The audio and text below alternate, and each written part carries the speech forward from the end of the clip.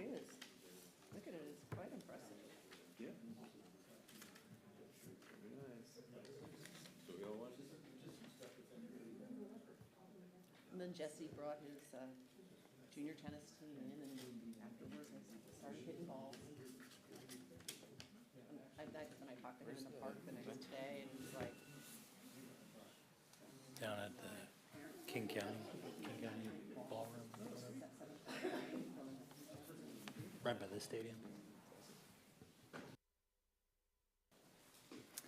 Good evening and welcome to the March 4, 2025 City Council regular hybrid meeting. I'm Mayor Salim Neese. This evening's hybrid City Council meeting is being brought to you in person and by Zoom. We're also broadcasting live on MITV Channel 21 and on the city's YouTube channel. Welcome and thanks for joining us tonight. Council members, please have your microphones turned on for the roll call. City Clerk Andrew Larson, please call the roll. Thank you, Mr. Mayor. Councilmember Andral. here. Councilmember Jacobson. Here. Councilmember Reynolds. Here. Councilmember Weicker. Here. Councilmember Weinberg. Here. Deputy Mayor Rosenbaum. Here. And Mayor Neese. Here. Thank you, Mr. Mayor. And City Clerk, please note that Councilmember Reynolds and Weicker are joining us remotely. Next, we have the Pledge of Allegiance. If you're in chambers, please stand and face the flag. If you have joined by video, please turn off your video.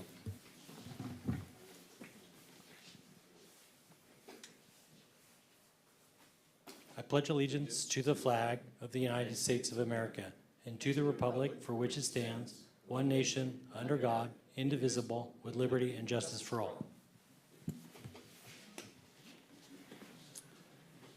All right, we now move to approval of tonight's agenda. If there's no questions, may I have a motion to approve? So moved. Second? Okay, moved by Deputy Mayor Rosenbaum, seconded by Councilmember Weinberg. City Clerk, please call the roll. Thank you, Mr. Mayor. Councilmember Weinberg. Aye. Deputy Mayor Rosenbaum. Aye. Councilmember Jacobson. Aye. Councilmember Weicker. Aye. Councilmember Reynolds. Aye. Mayor Neese. Aye. And Councilmember Andral. Aye. Thank you, Mr. Mayor. Thank you. Agenda is approved. Next on the item is City Manager report. We welcome City Manager Jesse Bond. Good evening, City Council. Happy March 4th. Thank you, Casey, for sharing the screen. Let's go ahead to the next slide. Council, a quick look ahead at our schedule for March. I'll remind you that your next council meeting is Tuesday, March 18th. All the boards and commissions are in full swing. Design Commission is meeting tomorrow. The Parks and Recreation Commission is meeting on Thursday to continue their work on the park zone.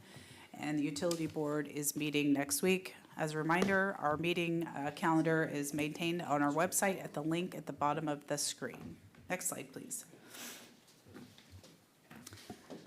All right, a couple of project updates. As many of you know, we broke ground on the new parking facility at the former Tully's site last week. I want to give a shout out to Councilmember Jacobson, who joined us last Monday for a meeting with the neighbors to talk about the construction project and answer their questions. Thank you for that support, Councilmember. The contractors have been in, they've installed the construction fencing, and they've begun the excavation work. You can also see in the photo there that they're beginning the process of taking down the former coffee shop building. Work this week will continue, mostly dirt work, excavation, removing soil, and importing gravel to grade the site for the new parking lot. So we'll continue to keep you posted as that project continues. We're looking for a completion date of early summer. Next slide. The thrift shop. If you've been by there lately, you know we closed the thrift shop in mid-February to do a repair and replacement project on basically the roof overhang and part of the garage. There was some issue with the trusses, the little baby trusses, and that delayed the project a bit. But the thrift shop is open for business while construction continues. Just a reminder that we take donations Sunday through Thursday, 9 to 11, and then the shop is open Sunday through Thursday, 12 to 5, and Friday, 9 to 5. We are closed on Saturdays. So just want to give a shout out to all the Islanders. I know I stockpiled some donations at my house during the closure and was able to drop them off this weekend to help them get going again. Also, we don't have a picture of this, but behind the scenes, while the thrift shop was closed, it was all hands on deck. We did massive cleaning inside. We repainted, we reorganized. So take a peek inside. I'm not going to say it looks brand new, but it's definitely improved and cleaned up. So thank you to Public Works for dropping everything to help us turn all of that around, and all of the thrift shop staff who have rolled up their sleeves and been helping as well. Next slide, please.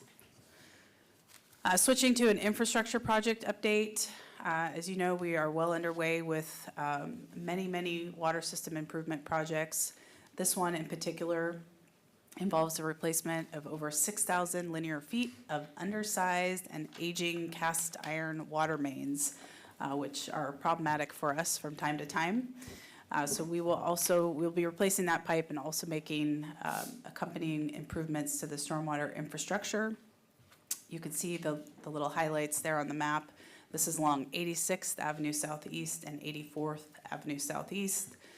We held a pre-construction meeting on February 14th with our contractor, Carvel. They have been doing quite a bit of work for us. We have some of the equipment already staged and ready to go, and we expect this project to commence early next week. We did send out notifications to the residents that will be affected by these projects in mid-January. We'll continue to keep them informed as the work progresses. Next slide. Well, Mercer Island is home to many residents, including lately an explosion of these European chafer beetles, which are in the soil, and all around Mercer Island you see turf damage from crows, birds, raccoons who are pulling up the turf to get at these chafer beetles. It is unprecedented destruction across the island, including in our parks. So our crews right now are trying to get everything rehabbed and ready to go for the spring sports season. You can see a picture here of us working on that. Looks like the South Mercer playfields, but we've also got pretty extensive damage at Aubrey Davis Park. What we're doing is like what most of us are doing at our homes. We're breaking up the clumps of sod that were pulled back by the raccoons and the crows, leveling it out, adding soil and seeding. One of the things we know is as the weather turns, these conditions tend to improve. There isn't a great solution to this problem, but we're getting a lot of questions from the community about what we're doing in the parks and also what they can do at their homes. So the team is working on some messaging, just explaining what's happening. This is not just happening on Mercer Island. This is kind of a regional problem. So our team is also looking at longer term solutions. Anyway, for the athletes that are getting ready to kick off spring sports, we apologize that this is something that we're all having to deal with, but the crews are working hard to get the grass back in time for games. All right, next slide, please, and more coming on that soon. Council, just a couple upcoming events. Wanted to make sure it's on your calendar. I think Casey Thompson added it. Saturday, March 29th, we'll have our spring recycling event. We are back at the boat launch, I do believe.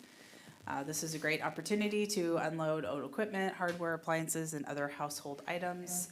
I understand the YFS Foundation will be out accepting donations as they have done in the past, so we thank them for their partnership. More information will be promoted on this in the coming weeks. Next slide. Also in March, March 10th, that's next week, we will be hosting another blood drive. This is in partnership with Bloodworks Northwest and the Chamber of Commerce. It will be here at the Community Center from 10:30 to 4:30. You can sign up to donate at the Bloodworks Northwest website, the link there at the bottom of the slide. All right, some good news. Just want to highlight some really fantastic events that have been happening here. Last Saturday, we held our second annual Senior Resource Fair. I understand that we had some council members attend. Thank you for supporting this program. We had 55 vendors. That's incredible. I didn't get a final count on attendance, but I heard Councilmember Anderl was here, and she said it was very well attended. So thank you for that. Our sponsors, want to give a shout out, Aljoya, Northwest Parkinson's Foundation, NM Entertainment, Visiting Angels, King County, Vineyard Park, Mercer Island, Tina Tirada at Windermere, Bellevue Commons, Medtronic, and Bell Harbor. And a huge thank you to our recreation team and the YFS department for organizing, and our other departments for attending, including the Mercer Island Police Department. All right, next slide, please. One other highlight, council, as you know, in the summer, late spring and summer, we begin to ramp up. We hire seasonal employees to work across multiple maintenance teams during the sort of peak maintenance season. It's been really tough to fill these positions the last several years, like really tough. Our HR team and our Public Works team put their heads together and decided to host a job fair. We had 2 events that drew approximately 30 candidates, and I'm really excited to say the utility team filled both of their seasonal vacancies. The Parks team and the Trails and Restoration teams have shortlisted qualified candidates and are getting prepared to do interviews and hopefully make offers. So this has been such a difficult, it has been really difficult to fill these positions, and I'm really excited that we tried something new that was very successful. So congrats, and welcome to the seasonal staff that will be joining us here very soon. And that concludes my city manager report this evening. Thank you, Mr. Mayor. Excellent, thank you. Our next item of business is appearances. This is an opportunity for anyone to speak to the city council on any item except items requiring a public hearing, any quasi-judicial matters, or campaign-related matters. I'll note that there are 2 public hearings later on the agenda. If your comments pertain to these topics, I'll ask you to hold your comments until the appropriate public hearing. Tonight's agenda will include in-person public appearances and remote public appearances via Zoom. Individuals wishing to address the council may do so in person or by Zoom or telephone, provided they register with the city clerk by 4 p.m. today. When it's your turn to speak, you'll be called by name. Remarks must be addressed to the council as a whole and not to individual council or staff members.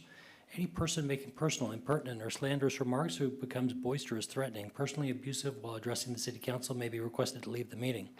Please speak audibly. State your name and city of residence for the record. There'll be a timer on the screen. You'll have 3 minutes to speak. When your time is ended, I'll thank you for your comments and move to the next item, or next speaker or item of business. City Clerk, please call the first speaker. Thank you, Mr. Mayor. Our first speaker tonight is Addie Smith. Mr. Mayor, Addie Smith is not in the meeting. I'll move to the next speaker. Thank you. Our next speaker is Robert Thorpe. Okay, welcome, Mr. Thorpe. I was advised to wait till the ADU unit. Are you going to take testimony? Oh, you're here for the public hearing? Yeah, I'm there for that event. I can do either, whatever's As you like. The public hearing is the, the land. okay, yeah, that sounds great. Then that would be the same with the next speaker of Reed. Okay. Okay, as there's no further appearances, we'll move to the next item of business, approval of the consent agenda. The consent agenda contains AB 6626, February 10, 2025 payroll certification, AB 6640, certification of claims paid January 18, 2025 through January 31, 2025, city council meeting minutes of hybrid meeting of regular hybrid meeting of February 4, 2025, special hybrid planning session of February 4, 2025, special joint meeting of MISD Board of Directors of February 6, 2025, and special hybrid meeting of February 25, 2025. AB 6627, AB interim development regulations related to middle housing and accessory dwelling units, second reading, ordinance number 25C02, AB 662A, watershed WIRA 8 interlocal agreement, AB 6629, 2024 Open Space Conservancy Trust annual report and 2025 work plan, AB 6630, adoption of the City of Mercer Island 2025 through 2029 commute trip reduction 4-year plan, AB 6636, revised 2025 fee schedule adoption, AB 6637, 2025-2027 collective bargaining agreement with police support, AB 6638, amendment to interlocal agreement for jail services with the City of Issaquah, AB 6639, 2025 through 2029 interlocal agreement with Eastside Transportation Partnership. City Council, is there a motion to approve the consent agenda as presented? So moved. Okay, moved by Councilmember Weinberg, seconded by Deputy Mayor Rosenbaum. City Clerk, please call the roll. Aye. Deputy Mayor Rosenbaum. Aye. Councilmember Reynolds. Aye. Councilmember Jacobson. Aye. Councilmember Andral, Aye. Councilmember Weicker, Aye. and Councilmember Weinberg. Aye. Thank you, Mr. Mayor. Thank you. Consent agenda passes. Our first item of regular business is AB 6631, Board and Commission Vacancy Appointment Resolution Number 1670. Council, Section 8.12 of the Council Rules of Procedure provides that all appointments to the city's boards and commissions be made by vote of the city council during regularly scheduled meeting, and that each city council member will complete a written ballot, cast a vote for the identified open seat on a board or commission. The applicants that receive the most votes, provided they received a minimum of 4 votes, will be appointed to the vacant seat on the board or commission. The names of the applicants selected will be added to the resolution number 1670, with final approval required by a vote of the city council. Since the city council is participating in the meeting via Zoom, city clerk will send email ballots to all council members. The city clerk will collect ballots from council members naming their candidate of choice. The city clerk will tally the votes and read aloud the votes for the outcome of the vote. There's one election to fill, one vacant position on the Arts Council, which is position number 3, expiring May 31, 2026. And City Clerk, are you ready to distribute ballots? Yes, Mr. Mayor, I'm hitting send now. Okay. Mr. Mayor, the ballots have been sent.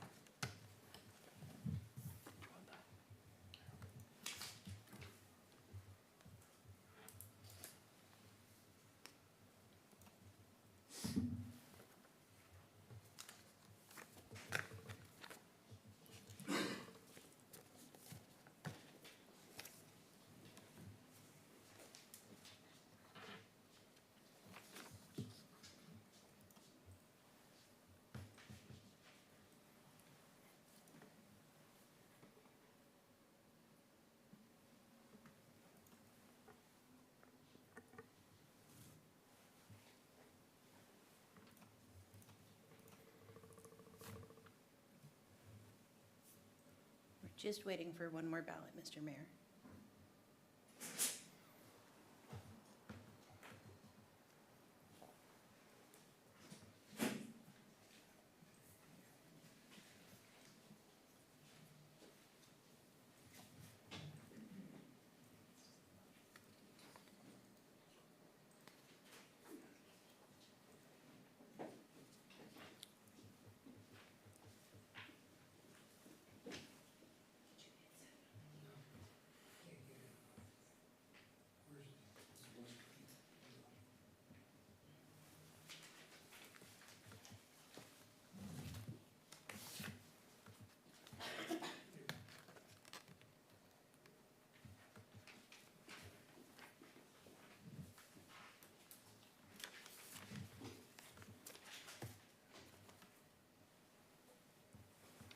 Thank you, Mr. Mayor. The ballots have been tallied. James Seeks received votes from Mayor Neese and Councilmember Weinberg. Katie Kratzner received votes from Councilmembers Weicker, Reynolds, Andral, Jacobson, and Deputy Mayor Rosenbaum. Katie Kratzner received 5 votes, and his name could be added to the resolution, Mr. Mayor. Okay. Congratulations, Katie Kratzner. Do you need time to prepare that resolution? No, Chief of Administration Speets is about to display the resolution on screen for City Council. Okay. And will you read the resolution? Yes. A resolution of the City of Mercer Island, Washington, appointing members to the Mercer Island Boards and Commissions. Whereas the Mercer Island Advisory Boards and Commissions provide an invaluable service to the city, and their advice on a wide variety of subjects aids the City Council in decision-making process. And whereas there is currently one vacancy on the city boards and commissions, and whereas the city clerk solicited applications for said position, and whereas the appointment for each board or commission is established by ordinance and is to be made by a vote of the city council during a regularly scheduled meeting. Now therefore, be it resolved by the City Council of the City of Mercer Island as follows. Section 1, appointment of the Arts Council. Pursuant to MICC 3.55.030C, the City Council hereby appoints the following individual to the Mercer Island Arts Council for the designated term hereafter set forth. Katie Kratzner, position number 3, term expires May 31, 2026. Section 2, open government training requirement. Within 45 days of appointment to a board or commission, all new members must complete the Open Government Trainings Act requirements, which includes training on the Open Public Meetings Act, the Public Records Act, and public records retention. Members will provide proof of completion of these trainings to the city clerk. If the required open government trainings have not been completed within 45 days of appointment, the member will be referred to City Council leadership for potential removal. Passed by the City Council of the City of Mercer Island, Washington, at its meeting on March 4th, 2025. Okay, thank you. Council, is there a motion to adopt resolution number 1670? So moved. Okay, moved by Deputy Mayor Rosenbaum, seconded by Councilmember Jacobson. Any discussion? Not seeing any. City Clerk, please call the roll. Thank you, Mr. Mayor. Councilmember Weicker. Aye. Councilmember Weinberg. Aye. Mayor Neese. Aye. Councilmember Jacobson. Aye. Deputy Mayor Rosenbaum. Aye. Councilmember Andral. Aye. And Councilmember Reynolds. Aye. Thank you, Mr. Mayor. Thank you. All right, motion passes, and I am going to turn this meeting over to Deputy Mayor Rosenbaum and head to Seattle for a function. Thank you, everyone.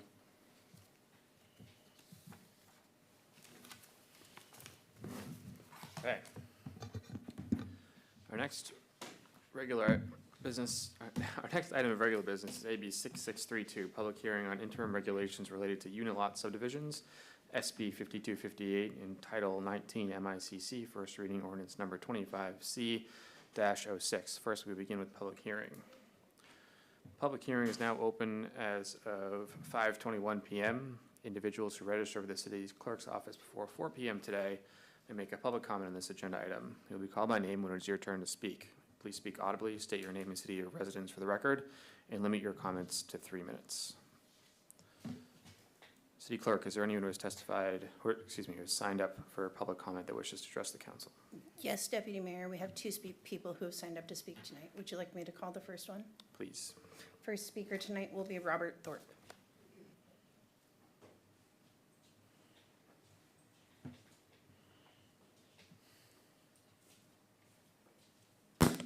Good afternoon. I'm Robert Thorpe, resident at 5800 West Mercer Way since 1971, when I bought a lot for $8,000 while I was working for the city.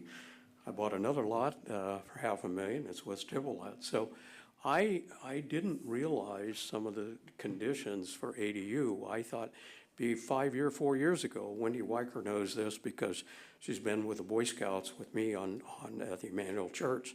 So we are looking at 2 lots that could be 9,600. The churches are under extreme pressure. You all know this. Declining memberships, poor cash flow, huge functional obsolescence. We're trying to figure out, Leslie Bain's trying to figure out, can we build above the parish hall so we can give the theater more room? We have Alcoholics Anonymous, we have Boy Scouts, you go to the churches. Most of these properties are in the 9,600 zone, so they allow ADUs. And the concern has been in the past that there's been some resistance. So I think the issue is, I did all the clubs and Starbucks, but the key example is the Boys and Girls Club. You may not know this, but they couldn't do it because they couldn't have parking. So the school district hired us and a traffic engineer to figure it out. Our solution is you take half of the stalls and make them compact. You take up other areas, have impervious surface with a pipe underneath, do rain gardens. All the churches have this. Emmanuel, for instance, you could take the parking back, make 50% handicapped, take most of the parking back, put large, you still build with habitat. We've got several people that are interested in doing. Architect will talk about the permitting. But the thing is, I think there may be a little flexibility in the impervious surface. All of these are close to the I-5, or Island Crest Way, so you don't have the traffic issue. You do the drainage. I did the water course and the tree preservation, so you respect those. Maybe you go from 40 to 45%, but we see this with habitat as the ADU may be attached. we got thrown off a little bit when we had our ADU and the staff said, couldn't we get a permit for the rectory and have the ADU? So we went, okay, that was 4 years ago. So I think this is a knowledge that I have a team of architects, engineers, wetlands people. What we'd like to do is when you take it to the Planning Commission is have a meeting with our technical team and the representatives of all these church and synagogue. One of the teachers at University of Washington in real estate economics who went to Wharton some years ago, and connect the dots, and he will, can talk about how this can work for nonprofits. So what you're asking, some people are gonna call in, they may be thinking it is more difficult. I apologize for that. And so we wanna be here to help out. Well, I'm also working on with a fly fishing club to do the wetlands restoration, the Boy Scouts on Mercer Island. So I'm engaged, I wanna be here. And I'm also working for taking fishermen and fisherwomen who've had cancer fishing called Real Recovery. So I'm on a lot of fronts, but I know that if we can go back to these church groups and say, they're going to.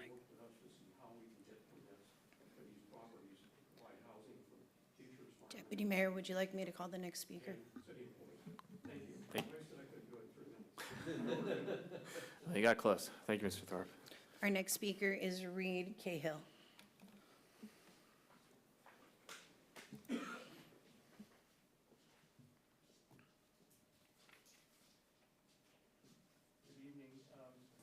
I'm a longtime resident of Mercer Island. I went to kindergarten at Sunnybeam School and all the way through graduating from Mercer Island. Then my 4 brothers and sisters all went through school, and my 4 sons and daughters all went through school. Anyway, I didn't find out about this until just less than a week ago. I happen to be an architect, semi-retired. I'm kind of here to help be a source of data. I've done multiple houses on Mercer Island for friends, relatives, myself several times. And now I'm doing things that I can give back to, especially because housing is it's being talked about everywhere, but it's not making a lot of progress. So I've also done some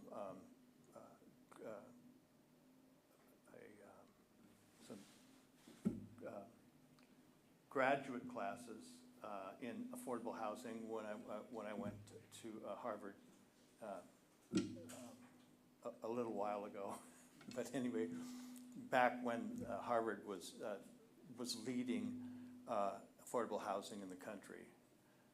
Anyway, that's all I have to say. I just wanted to let people know who I am and what I can do and how I can be of help to residents and the building department and so forth and so on. Thank you. Great, thank you. Are there any other speakers? There are no further speakers, Deputy Mayor. If there's no further testimony this evening, the public portion of this hearing is closed as of 5:28 p.m. Thank you, and we'll welcome CPD Director Jeff Thomas. Thank you, Deputy Mayor. Good afternoon, Council. Just a quick sound check. Can everyone hear me okay? We can hear you. Yep, perfect. Joining me for this item is Deputy Director Alice Van Gorp. She's going to walk through a short slide deck, really just to refresh the Council on the conversations that we've had on this subject, going all the way back to the top of the year.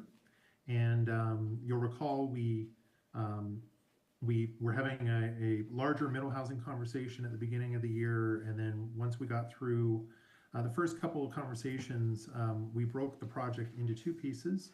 The middle housing code was on your consent agenda this evening, and now we're here for the public hearing and first reading for the ordinance related to unit lot subdivisions.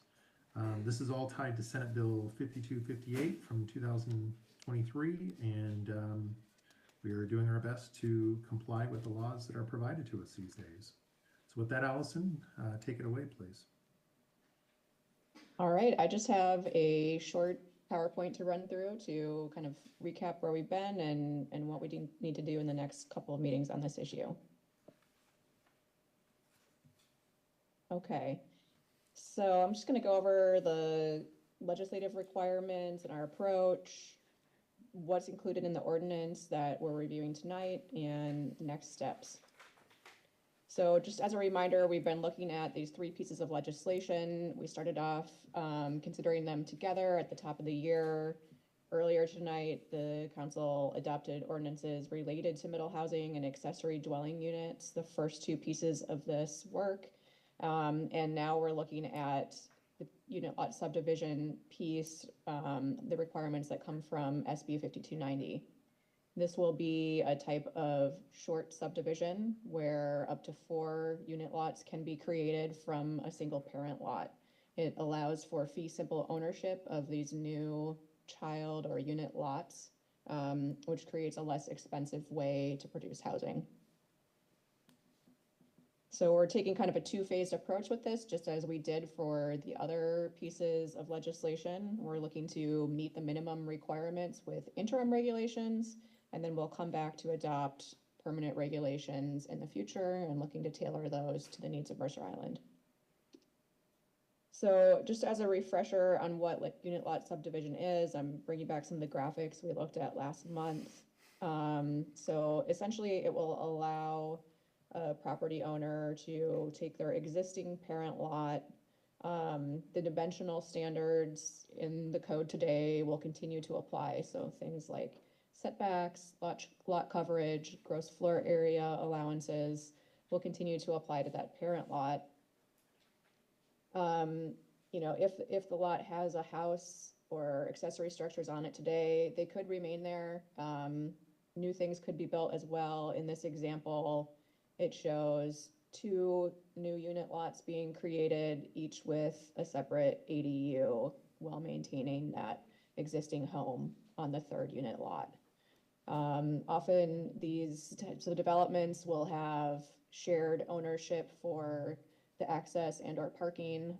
That can be through an HOA agreement or something that's on the plat. Here's another example of some of the types of housing that could work with unit lot subdivision. Again, these are housing types that would be allowed through the other ordinance that was adopted on the consent agenda tonight related to middle housing and ADUs.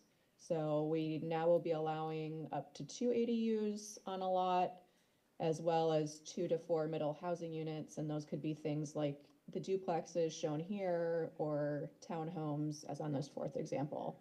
And with unit lot subdivision, each of those housing units could be on a separate unit lot and sold separately. All right, here's a quick overview of ordinance number 25C-06. It adds a new section to the city's subdivision regulations under MICC 1908.080 called fee simple unit lot subdivisions. This lays out all the requirements that I've just summarized for how unit lot subdivision will work. Again, these will be a type of short plat and they'll follow the existing short plat process that we have in our code. It applies the existing development standards to the parent lot. So that includes the setbacks, the gross floor area, lot coverage, and those types of things. No additional setbacks are required on unit lots. And there's no prescribed requirements for the size of the unit lot, such as the length, the width, or the area. The parking spaces that are required for these housing units can be provided on another unit lot within the same parent lot. And finally, the final plat must indicate that the unit lots are not separate buildable lots, and additional development of the unit lots may be limited by the application of development standards to the parent lot. So this is just kind of, you know, letting future purchasers of that property know that unit lots are not the same as parent lots and they have limitations. Finally, we're adding the preliminary unit lot subdivision and final unit lot subdivision to the city's land use review type table. This will weave them into our existing permit review processes. And then we're adding definitions under 1916 for parent lot and unit lot. In terms of next steps, we've done a couple of things tonight already.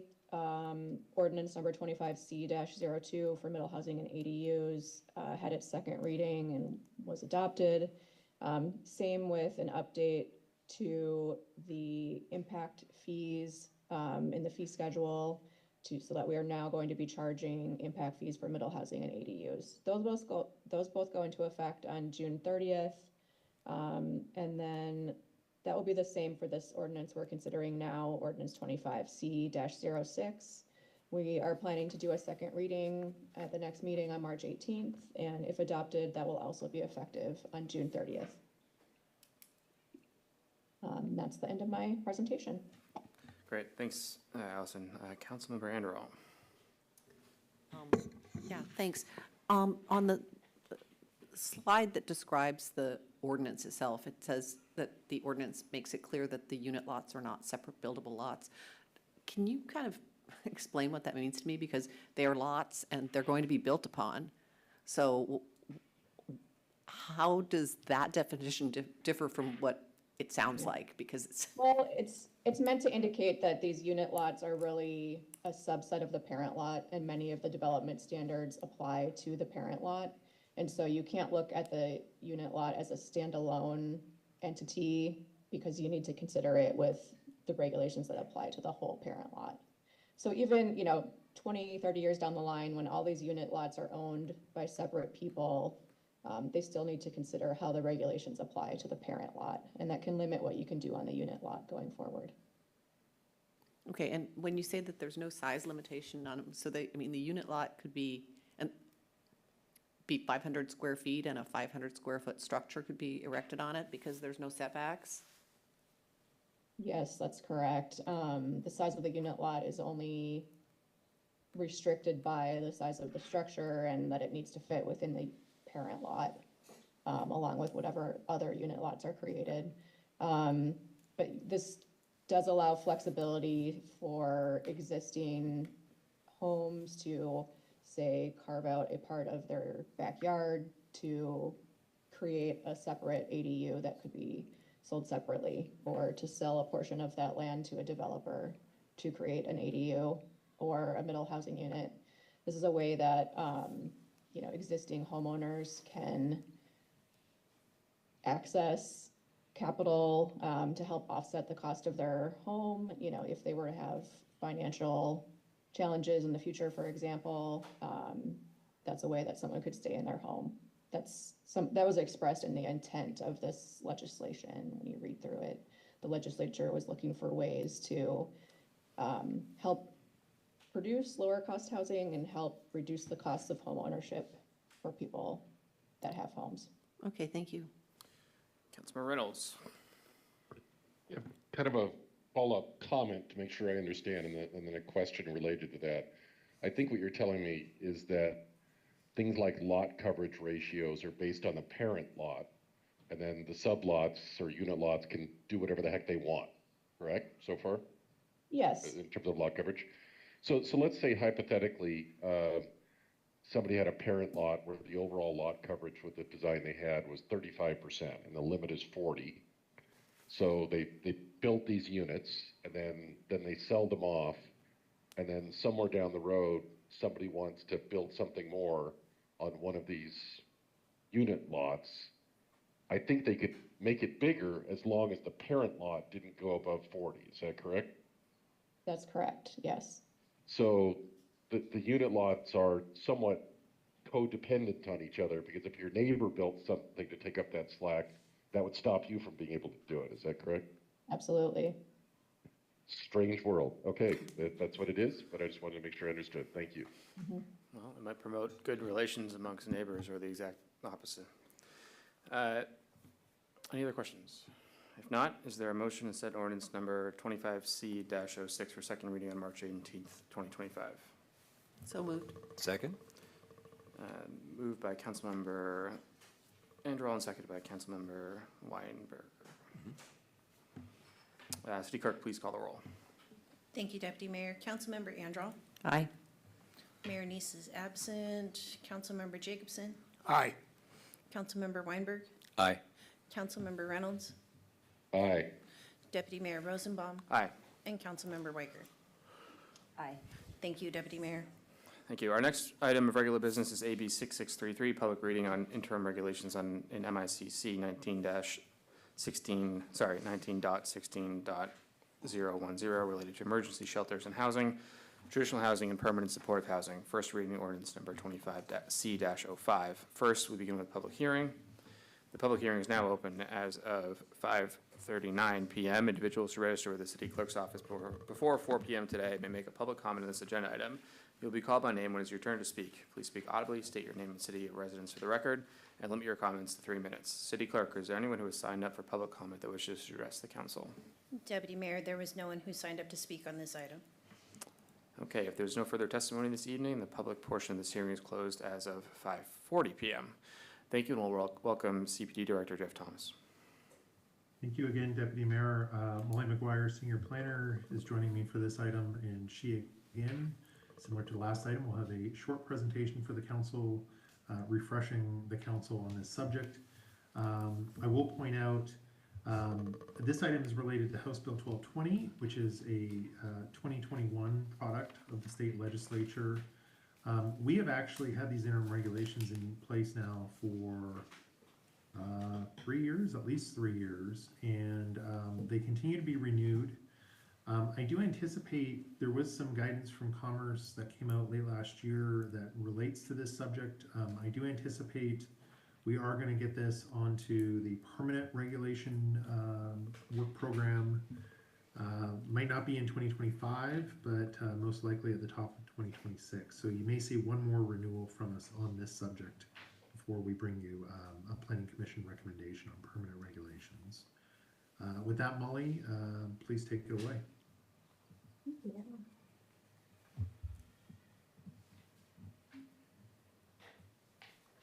All right. So just to provide some quick background, as Jeff Thomas said, state legislature passed this House Bill 1220 in September of 2020 or in 2021, which required amendments to Title 19 by September 30th of 2021, which was done through these interim regulations. And throughout 2022 and 2023, the interim regulations were renewed 3 different times for 6 months each. And the interim regulations they lapsed in 2024 and were reinstated as a new set of interim regulations for 1 year under Ordinance 24C-03, which is set to expire on April 2nd of this year. So the city will need to renew these to remain in compliance with House Bill 1220.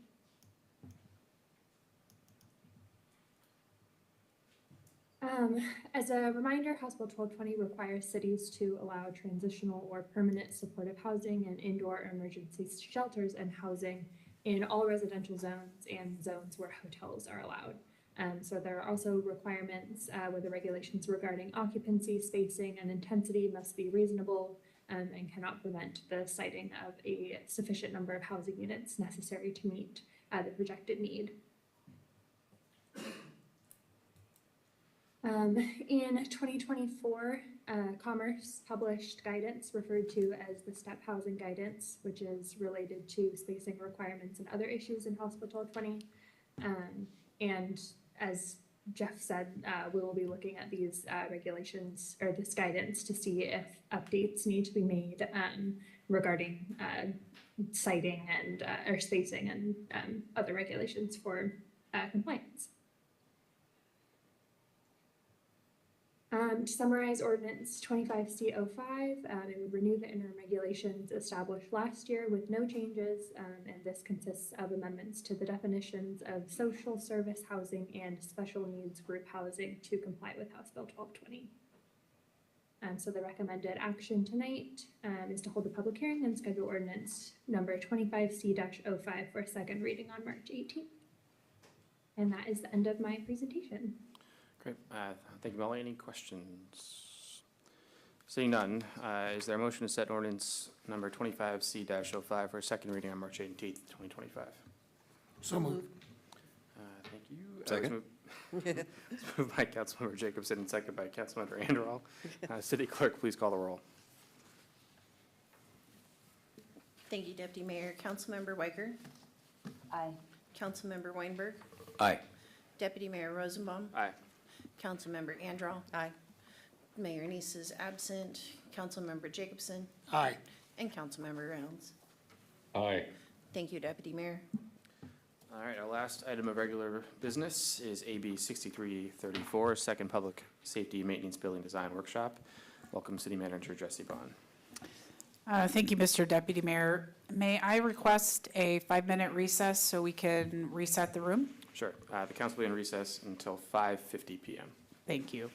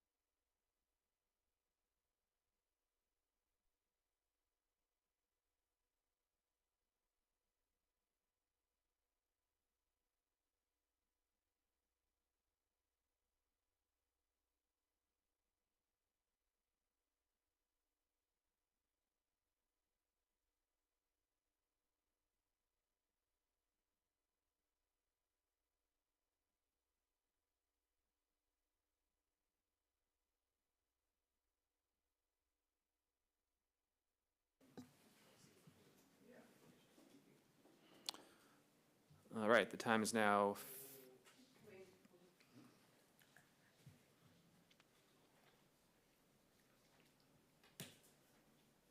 Time is now 5:50, and the City Council will resume its regular business.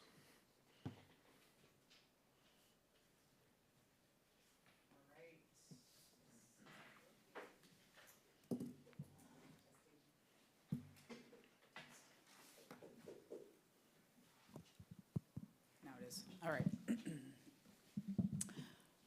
Okay, good evening again, City Council. I am joined tonight by our architect team, and I will let them introduce themselves in just a moment, or reintroduce themselves. Also, Jason Kittner is here, our Chief of Operations, and Chris Sutter, our Police Chief. All the way in the back of the room, our police commanders are here, available to answer any questions you have. And because we're in tight quarters here, Robbie Cunningham Adams is in the back corner and will be driving the slide deck, and we'll shuffle seats as we need to. This is our second meeting with all of you on the public safety and maintenance facility design process.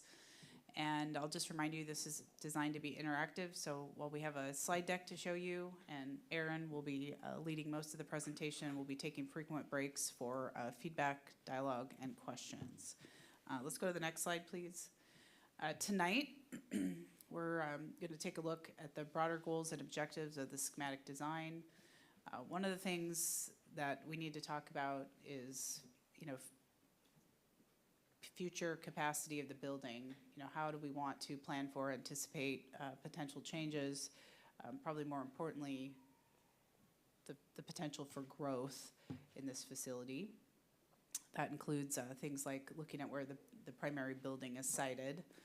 At the last council meeting, you asked some questions related to the operations building, and we wanted to walk through that facility with you tonight and answer those questions. And an early look at the use of alternative construction delivery methods, and we'll have more information on that at a future meeting. At the last meeting, you had a much longer list of questions than we're prepared to address tonight, but we'll be back in March with the follow-up on those items. Oh, there we go. Robbie jumped the slide. So I just wanted to make sure you knew that we hadn't lost all of the requests, including the follow-up on the design questions, things like the solar panels. That will be, we'll cover that in March. Discussion of construction phasing and relocating the operations, how we're going to continue to operate on the site while we're building a new facility. That will also be coming in a future presentation.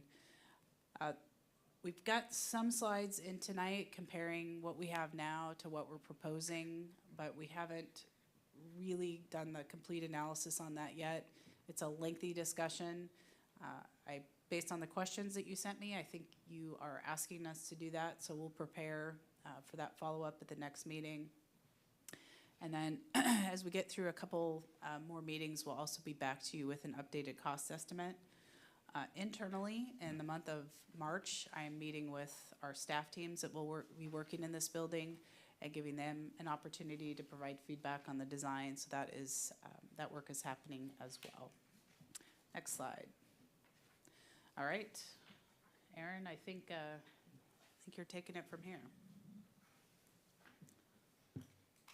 Let me know if I'm close enough. Okay, great. Good evening. Hello again. My name is Aaron Young. I'm a partner with Northwest Studio. I'm joined in the back of the room by my partner, Dave Cutler. And I will walk through a series of slides, starting with our presentation agenda. So we'll run through a few items tonight, the beginning of which is really an overview of the schematic design phase in the context of some of the questions that you've asked. We'll cover site planning for potential future needs, identifying areas of reserve capacity on the site. An overview looking at existing and proposed buildings and weather and cover across the consolidated site. A walk through capacities in the lower yard and the operations building, and these are areas for operations and for storage. And then a look at staffing capacities in the PSM building and potential areas of future expansion for the PSM building. So as we talk about schematic design, particularly in the context of capacities and requirements for growth, It's useful to know that this is one of the phases in which the project team really begins to determine the areas, set the physical requirements, and relationships of buildings and spaces to each other, and estimate the total project budget and schedule. During this phase, this is the phase at which we are testing the most number of options for the project to meet your goals for functional requirements, performance, project budget, policy adherence, and other conditions that are particular to the particular project. Value engineering is an integral part of the schematic design process because at these early stages, we have the capacity to affect larger areas and larger decisions that as we move through future design phases have greater implications on how we handle those things technically. This phase produces generalized drawings that include things like a site plan, building floor plans, section elevations, as well as narratives to convey all of the building systems and illustrative materials that are used to convey project concepts. Specific elements like equipment, detailed space layouts and furnishings, technical detailing and refined aesthetics are reserved for the next phase, which is called design development. As an overview for this phase, we're in the schematic design phase, and this extends through really June or so of this year, at which time a completed schematic design package will be delivered to the city for review. And then subsequent to that, between June and November, work will focus on bond measure ordinances and processes. And as we step into a review of the PSM facility, I just wanted to start with a refresher on the overall organization, starting with Southeast 36th Street to the north. In this case, north is down. Public and staff parking just off of 36th Street, with the PSM building fronting that public and staff parking.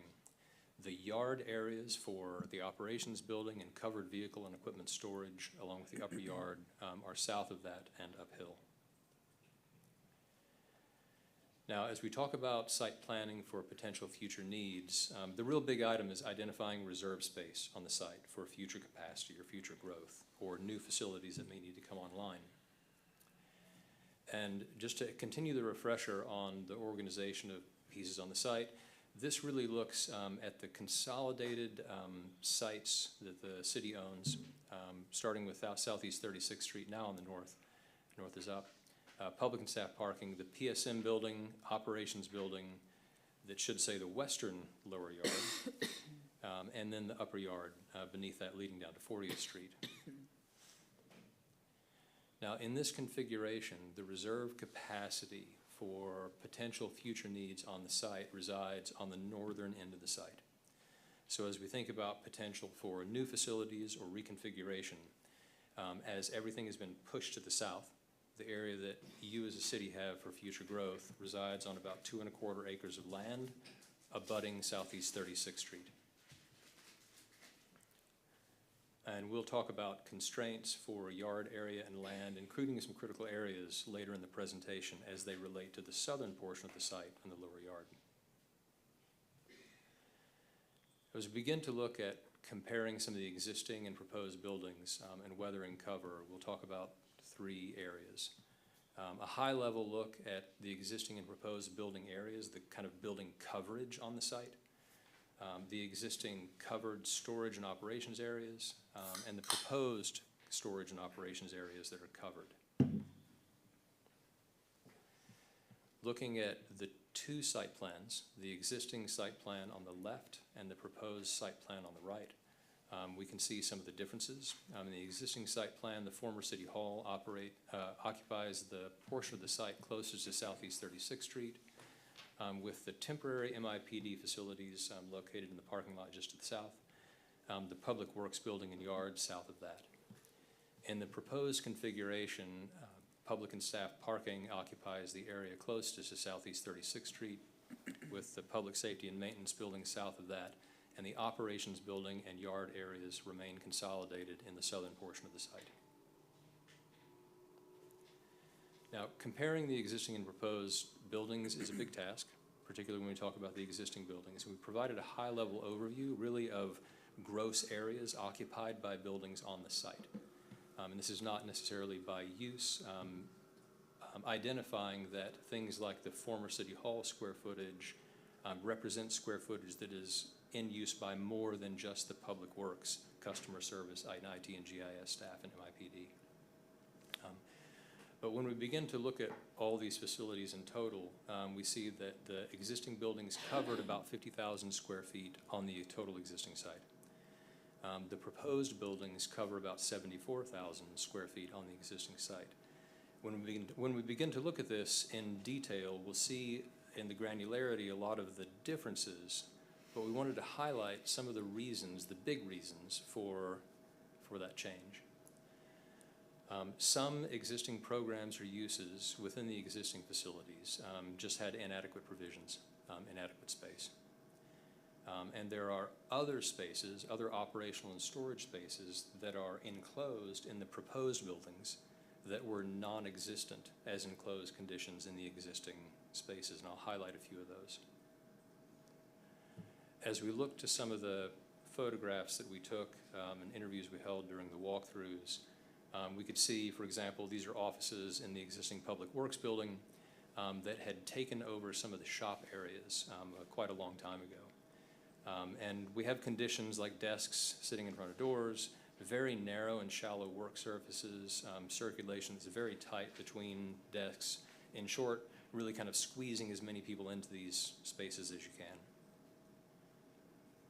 When we begin to look outside the building, we see things like we talked about last time, vac trucks and other heavy equipment that really need to be covered and protected, sitting out exposed to the elements. The proposed plans include indoor spaces for some of these pieces of equipment that really don't exist on site at this time. So as we step forward in the process, in fact, this week and next, we have meetings set up with the Public Works and MIPD staff to review in detail some of the proposed layouts and areas and dimensions of rooms so that we get a really good ground check and confirmation of those areas with all of the staff members and organization, so that out of that we can produce a detailed comparative program table for the city to understand the transition from existing to proposed spaces. As we look at covered storage and operations areas on the site, we highlighted a few areas because the existing condition is really an amalgamation of a range of shed roofs, hoop tents, hillside structures, and other sheds. This photograph illustrates one of the sheds, which is covering the Public Works decant area. The next photograph really looks at hoop tents, which are common structures covering raw materials storage in Public Works yards. Many areas for project materials and small equipment are covered with open-sided sheds, really partially protecting some of the materials and equipment within from the elements. And then as we looked at to a kind of greater degree in our last conversation, there are several hillside structures that provide cover for materials and partial cover for some of the Public Works vehicles. As we look at those existing areas that are covered on the site, we've highlighted those in brown across the site and called them out in the bubbles. Altogether, these amount to about 12,200 square feet of covered surfaces across the existing Public Works and operations yard. When we begin to step into a proposed condition that we talked about last time, we're really talking about covering all of the vehicles that need to be covered, covering the operations areas so that city staff don't have to dig themselves out of a storm event before they dig the community out. So those proposed structures would plan to cover existing storage areas as well as yard operations. Those covers extend across the southern portion of the PSM building. They extend at the operations building to provide cover for work areas and loading and unloading from that building. They cover the vehicle and equipment storage over the lower yard west area so that those vehicles are protected from the elements and more readily accessible and usable. And they cover select areas on the upper yard The upper yard has a number of areas that house waste, and that waste in these cases would not be covered. But elements like the decant facility, material storage, select raw material storage, and the wash bay would be covered.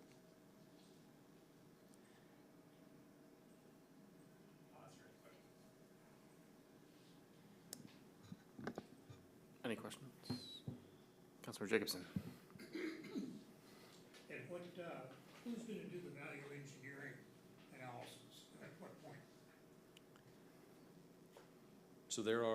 So our office and our consultant team we move through a value engineering process as we work on iterations for the design.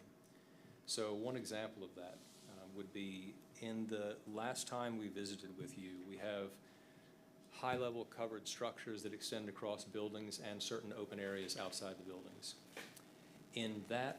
At that point in time, and for that cost estimate, those roofs extended across both building and outdoor area. Well, as a part of our further study, what we realized is that we were forcing one thing to try to do two things, right? To try to accommodate two situations. That covering was trying to be a roof for a building and a cover for an outdoor space.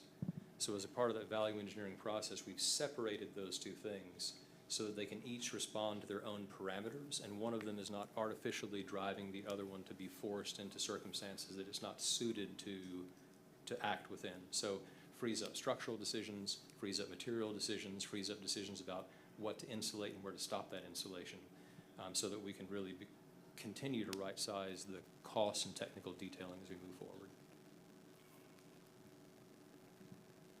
Councilor Jacobson. Assuming for the moment that there's a GCCM acquisition or procurement process utilized here, what will you be looking for from the GCCM in the way of value engineering? Well, I think one of the biggest components for this project is really in its logistics, sequencing, and phasing. This project has a number of moving parts, a number of pieces, as you highlighted in the past session, like the existing building, that really has the advantage of coming down early. I think as we look at the shuffling of functions and operations, all of which really must continue in operation while the project is being constructed, one advantage in having a GCCM on board is to understand the smooth reorganization of those elements so that we can minimize the cost impact of the overall project. Otherwise, that can really grow. Well, I understand the scheduling aspect of it, but I'm more concerned, or my question goes to my understanding of value engineering, where you are looking at cheaper and better ways to build the mousetrap that you're starting out to build. Mm-hmm. And your answer is interesting, but it doesn't relate to that, other than the fact that you're going to do that in-house. So are you looking for the general contractor to be doing that or not? Or GCCM, I'm sorry. Can I jump in here? I think we might be talking about a couple different things here. You know, value engineering is a philosophy that is incorporated into the design from start to finish, from all of our parties, both the professionals that we've hired, the staff team, and certainly the council will need to have input into decision-making. Should we pursue GCCM, which I will be recommending, our contractor would be hired right after schematic design to sit with us as we take design to the next level and help make those decisions. So it's, maybe you're asking something that we're not hearing, but value engineering is a component of the design from start to finish at all angles. Is there something else specific that you were looking for? No, I understand that, but one of the advantages of GCCM procedure is that you bring somebody to the table who has certain qualifications to perform that function. Mm-hmm.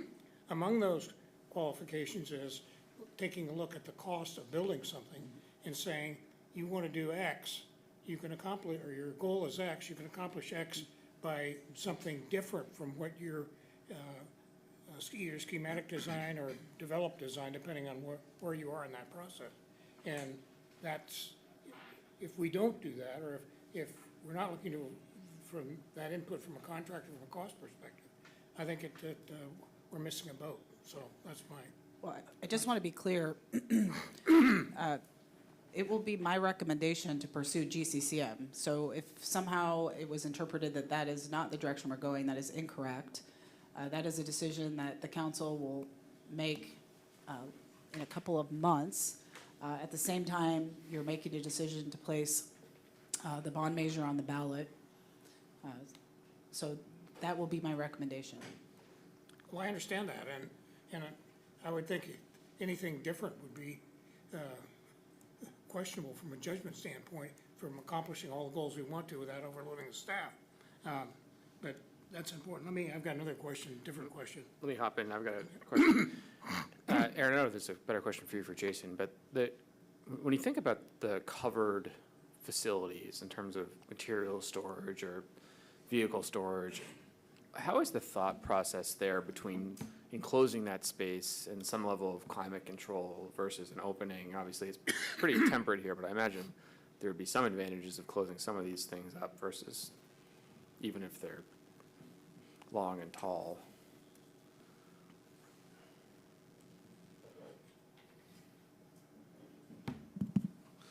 Good question. We're actually going to cover part of that later this evening. There's a balance. Not all of our equipment needs to be in a conditioned space, but there is a few key pieces of equipment that needs to be in a conditioned space. And when I say conditioned, heated, temperature controlled versus just being covered. And so towards the end of the presentation, we'll actually get into the specifics of that. So maybe we'll go through those slides, and then if you have additional follow-ups, we can talk about it. But there's a balance there. Great. From a technical standpoint, I think that balance actually gets into how we think about the cost related to those structures. Take the large one covering the Lower Yard West area, all the parking and equipment, for example. To enclose that, which is currently really just covered, to enclose that would mean developing all the code-required mechanical, heating and cooling and ventilation systems, electrical service at certain code specifications, a different level of egress, different kind of parameters. And so there's a vast difference between providing a cover and providing what would then be qualified as a building. Got it. Sounds like some more value engineering. Councilmember Jacobson, do you want to? Yeah, I have a question. That is, do you contemplate the roads that are in this complex being all-weather roads? Yes. You're shaking your head, yes. All weather roads, yes. Oh, I'm sorry, I said yes. I didn't. Okay, didn't thank you. project. Yep. All right, let's keep going. Shall we continue?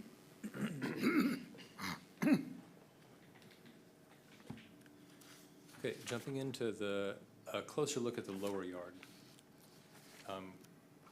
What we'll cover in this section are planning for public works vehicle fleet and equipment, and then how we're utilizing some of the available land to meet those project needs. As a refresher on this site plan, on the right-hand side of the page, you'll see the operations building and the covered operations area outside of that. The site is organized in a series of one-way loops, as we talked about last time, to kind of minimize conflict, vehicle conflicts. The fueling station's organized underneath the covered vehicle and equipment storage with parking bays for equipment. We'll look at some of the vertical storage in this zone, taking advantage of retaining walls later. Vehicles ranging from equipment to standard size vehicles, oversized, as well as trailers. And we'll dive into that in the next few slides. So the current roster of public works equipment and vehicle fleet included a range of elements from small equipment to standard size pickup trucks, trailers, oversized vehicles, and the oversized category not listed on this slide. There are also some oversized pickup trucks, some very long trucks. Of that entire number, only a portion of those in the roster really indicated that they would benefit by being indoors in a conditioned, in this case, heated space.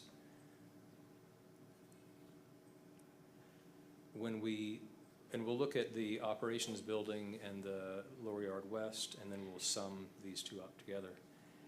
In the operations building, this is the high bay space in which we have indoor conditioned and covered storage for vehicles and equipment. There are 3 bays on the upper right that are really the maintenance bays. There are 8 spaces, 12 feet by 40 feet, for oversized and large vehicles. And there are a total of 10 spaces, the equivalent of 10 space areas for vehicles and equipment bordering the warehouse. And I say the equivalent of because those are zones that we would anticipate being striped as a kind of free stack and not striped as designated stalls, so they could be used by Public Works in a number of configurations without conflict. And the lower yard west, this has been reorganized to accommodate a few more spaces, including some of the MIPD boat trailers, which we'll talk about in a moment. This includes a range of parking spaces, all organized to be 10 feet by 20 feet, so that all of the Public Works vehicles that are not oversized can find a home anywhere. And this is important for us as we think about the missing chairs in the plan and people moving vehicles around on a daily basis. There are 10 spaces for trailer parking and pull-out on the one-way routes. And then along the southern side, along the retaining wall at the upper yard, there's 150 lineal feet of equipment storage, which we'll cover when we get to that section. Now, if we look at the needed spaces from the last slide and the provided spaces on this slide, we'll see that in equipment and vehicles, and we've lumped these together because they really start to occupy some of the same spaces. Out of the 70 spaces needed, 80 have been provided in this plan to account for some future growth and the missing chairs that we talked about earlier. There are 7 trailer spaces needed. 7 are provided here. We do have a note that 3 additional spaces have been provided, but those are reserved for MIPD boat trailer storage. And there are 6 oversized vehicle spaces that are needed. 8 have been provided, and those 8 have been provided both inside the operations building and in spaces outside in the lower yard west covered area. So altogether, what we're trying to do is build in a little bit for movement of vehicles and for some potential future growth. Aaron, can I ask a question about that? Please. So one of these things is not like the other. Why is 7 capped off there as opposed to the other ones that are slightly larger? I'm sorry, say that again? So the 8, you have 70 needed for equipment, vehicles, 80 provided, and then 6 needed and 8 provided for oversight, but then for trailers, it's 7 and 7. Is there? So why haven't we built in some extra capacity for additional trailers? Jason, do you want to take that? Sure, so our trailer needs are pretty much spec'd out as they sit today. So they're predominantly used for mowers for trailers, transporting mowers to and from parks, the ball field equipment to and from different ball fields. And as you think to our park spaces and those particular uses, the need is already maxed and used, and so they're more seasonal needs predominantly. And so 7 trailers is plus or minus. It's right on target with what we currently use and what we project over the course of the next 20 years. It's not going to change. If anything, it'll probably maybe actually shrink. You know, as you think about ball fields in particular, where maybe you're converting in the future natural grass fields to synthetic turf. You're not transporting a mower to and from that park necessarily all the time. So 7 feels like the right size for our operations even in the future. Great, thanks. Sorry for the interruption. Question? Councilmember Wyberg. Yeah, is there ever a need for temporary storage of vehicles that do not belong to Mercer Island, such as if another city needs to lend us vehicles to deal with a particular issue that we had to face and we didn't have the equipment for? Do we ever store that here locally, or does it always go back to the city where it came from when it needs overnight storage? It's a great question. I'm laughing because we always get asked to use storage space, but we really don't have storage space. Occasionally, once in a while, PD will have a shared vehicle from a different agency that's a temporary housing location. Other cities or utility districts and things like that are using our space currently. I will say what does come to mind though is oftentimes when we are replacing our fleet equipment, there may be a time where there's some crossover with surplusing. Vehicle comes in, it gets fitted and out in use, and that vehicle that's being surplus, there might be a delay. And so that vehicle may sit in the yard for a period of time until it gets surplus. But again, it's it's transitory, it's temporary, it's not a permanent expectation. Okay, so if I could ask a Go for follow-up it. question on that, does it make sense to always have at least one extra space? Like, I think Councilmember, or Deputy Mayor Rosenbaum was pointing out that the trailers, we need 7, we have 7. So if we had a trailer that was being surplused, would we not have a place to put it, or would we essentially have to take up some of the other vehicle maintenance area?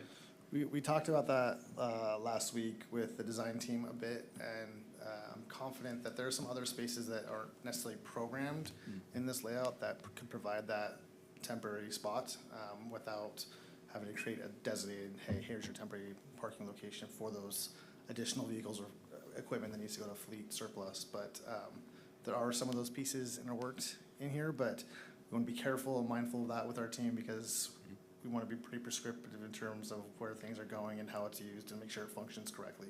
Okay, thank you. Councilor Reynolds. Yeah, I just wonder, are there any vehicles that are used so rarely that it might be more cost-effective to store them on cheaper real estate off-island? I think about, for example, the police boat trailers. I'm assuming those are used only once or twice a year, probably. Maybe I'm naive on that. Can you comment on that? Actually, I can have either the police chief or one of the commanders talk about how the boats are trailered. Commander Magnan. Commander Magnan, with your police department. As far as the trailers go, there's one boat that sits on the trailer for a majority of the off-season.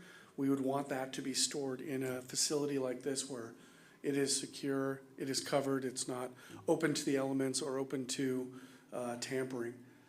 When we start talking about the other trailers, yes, we utilize that for maintenance. So monthly or quarterly, depending on the amount of use, we will pull the boats out of the water in order to maintain them. That occurs down at the boat ramp. So we do need to have access to them. We do need to have the ability to do that work and store them. But we wouldn't be able to bring that vessel, for example, up to the maintenance facility to do that because we can't get it underneath the East Channel Bridge. The vessels are just too high, and we wouldn't be able to trailer them up there. When we do long-term store or long-term maintenance, we actually have to go to a facility like the north end of Lake Washington, where that service can be done at a boatyard. So could we, for example, store the boat trailers down at the boat launch? In the past, we have had the opportunity to do that. The only concern is the safety of those trailers as far as anyone tampering with them or potentially stealing them. There isn't a designated area down there for that, and we would have to work with the DOT and the Parks Division in order to make that happen. And if I may, Councilmember Reynolds, too, to tie into that question, and we have utilized other locations here at the community center in the past, park locations, for temporary storage of vehicles, especially if we have a pretty full lot in the peak of summer and peak of demand season. However, that takes away from the opportunity for the general public to use those spaces as well. So in terms of looking for off-island spaces, we haven't recently looked at that. We have in the past. I'll also say that it can be a little bit problematic with some of these vehicles are on their maintenance cycle. The single mechanic who has to go service his vehicle, it's not necessarily ideal for him to have to go travel off-island to go to a vehicle, bring it in, service it during the downtime, and take it back. But it's something that we can certainly look at in the future, again, if that's the will of the council. Thank you. I just made a note, council, as I noted, and I think Aaron mentioned as well, we're meeting with our staff teams in the month of March to review the plan in detail. We'll be sitting with the entire Public Works team and the entire Police Department team. We'll raise this question of additional trailer capacity for future needs up with the broader team and do some brainstorming about whether or not we need to have another space or two in reserve for future equipment needs.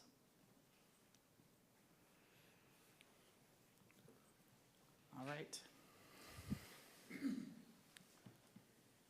So Robbie next. So as we look to the southern yard and we talk about the capacity of different areas to hold vehicles and equipment, we actually look to how we're achieving that capacity. And this site plan illustrates the proposed footprints of these areas alongside a delineation of the existing critical area buffers and some existing impervious surfaces underneath the footprints. As we talked about earlier, in the north of the site, the really northern edge of the site, abutting 36th Street, provides the reserve area for future capacity for buildings or facilities. In the southern yard, however, there's a different picture at play. We have, next slide, Robbie, we have critical areas bordering almost every square inch of the currently occupied impervious surfaces. Now, there are a few areas open to us to operate. We're illustrating a couple of these here. One of them, as we proceed, will be a look at buffer averaging in certain areas so that we can give back some areas that are currently paved with impervious surfaces in order to occupy some areas, essentially smoothing out those jagged tooth transitions to allow us to develop some efficient flow and operations on the site. We're also looking to the southwestern portion of the site to begin to take over some of the area that's been occupied by embedded hillside structures to move the roadway and cut a little more of that hillside back so that we can achieve the parking counts and equipment quantities that we're targeting. We've set this out so that we're really kind of riding the line of some of those embedded structures. We move any further than that and we're getting into, again, some really high retaining wall conditions. We're looking at about a 16-foot grade change along that road as it is, and so any further begins to compound the height of that retaining wall. So these are just some of the things that we're working in and amongst as we're looking to position some of the areas at surface in the lower yard. Aaron, can we go back a slide? I just wanted to make sure we stay here. Councilmember Jacobson, I think it was you that raised the question at the last meeting about how much further we could, cut in and have additional capacity. Does this answer your question, or would you like more information on this? Let me tell you what I understand from what Aaron has just said, that there is to the west and southwest some land that's not encumbered by critical areas at this point. And that's the good news. The bad news is that we would, there's an increasing elevation as we move west, and we'd incur costs for, retaining walls of X height. So that's my understanding from what I've asked before and what's answered today. So thank you. Yeah, you're welcome. And I think that tees up, part of some other critical decision-making for the council is we've likely gone back as far south into the property as we can for development. And if we determine that we need, I'll call it reserve space, additional reserve space for the yard or parking behind the main building, that's where we get into that conversation of moving the building forward. And these are all, kind of critical path decisions for us to be thinking about and talking about now at this stage of the design. So that this was getting back to how much further we could go back, excuse me, on that south parcel. So I'll let you keep going. Thank you. And we'll zoom into a couple of these areas, particularly focusing on the operations building and its capacities. We're going to talk about 5 items in this section. We'll talk about the storage and work areas in the existing public works facility so we can get an idea of how big those are and where those reside.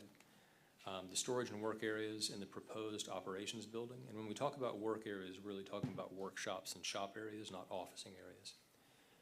We'll look at that as a side-by-side comparison, and then touch on an overview of some storage systems that are kind of in the market today, and those that really have a high degree of applicability to the public works functions.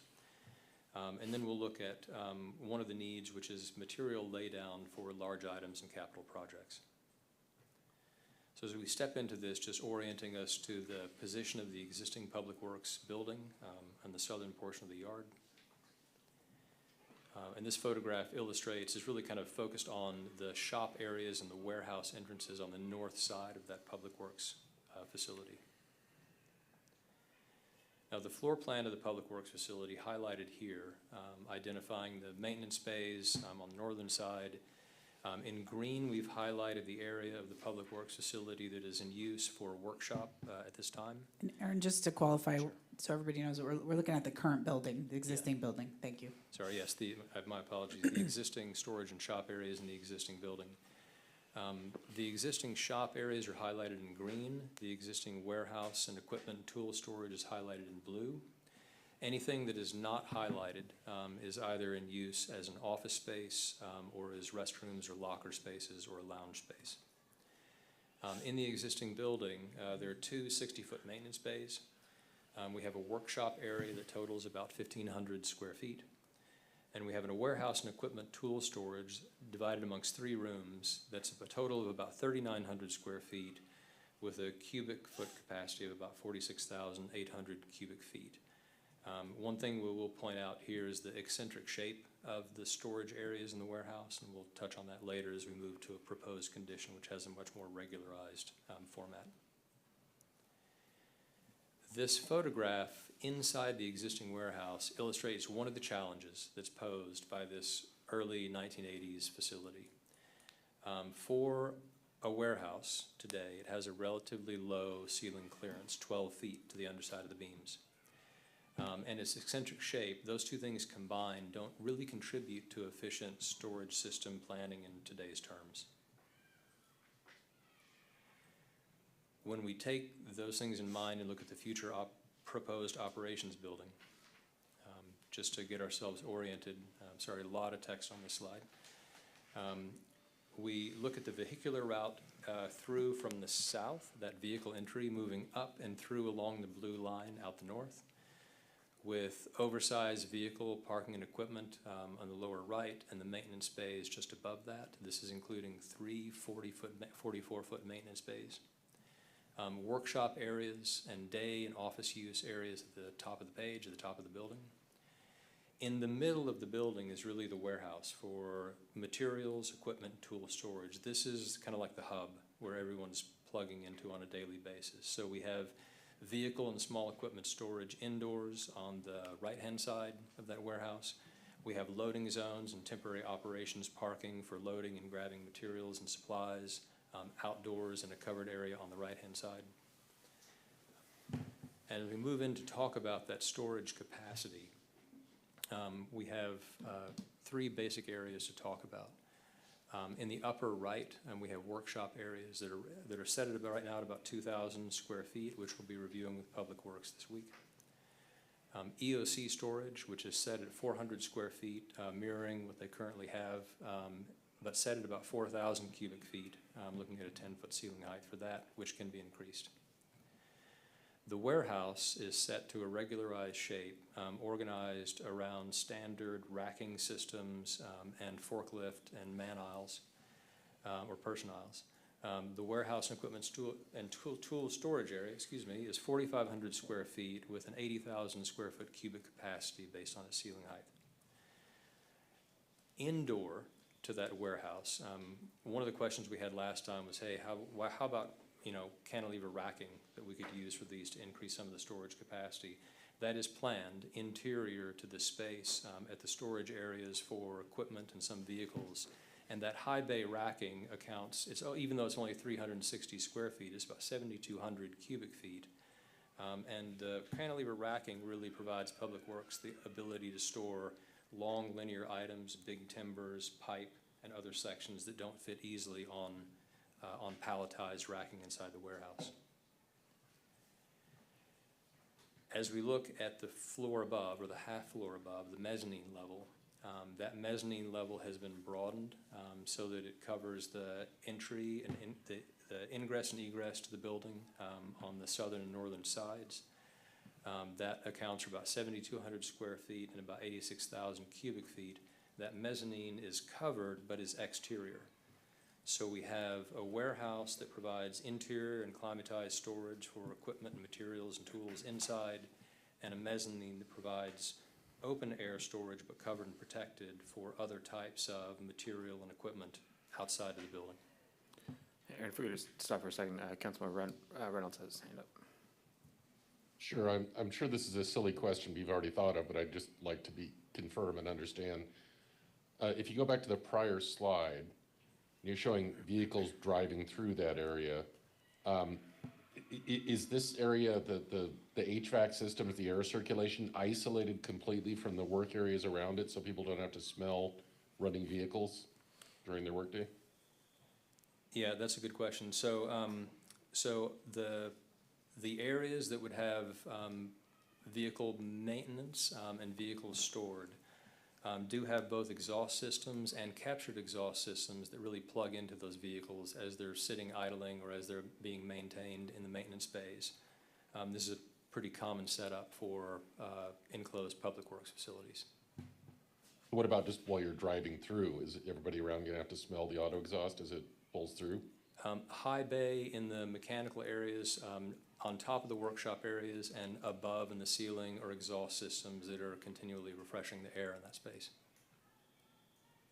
Okay, but like the blue, people in the blue and the green, are they walled No. off from it? I'm sorry, I see your question now. Yes, those are walled off from it. That's correct. Okay, and they would have a completely separate HVAC system presumably? Yes, and they have a dedicated outdoor air supply system as well. Okay, good, thank you. Councilmember Jacobson.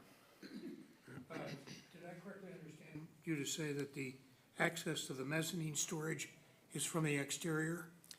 That is correct. I'll flip to the section, Robbie, if you go to the next slide, that actually shows that relationship between inside and outside. So, will the access to the mezzanine, is that gonna be at grade? I'm having a little trouble figuring out how you get up there from wherever you started. Sure. No, the access to the mezzanine for a person would be from a stair. From equipment would be forklifted from the outside of the building.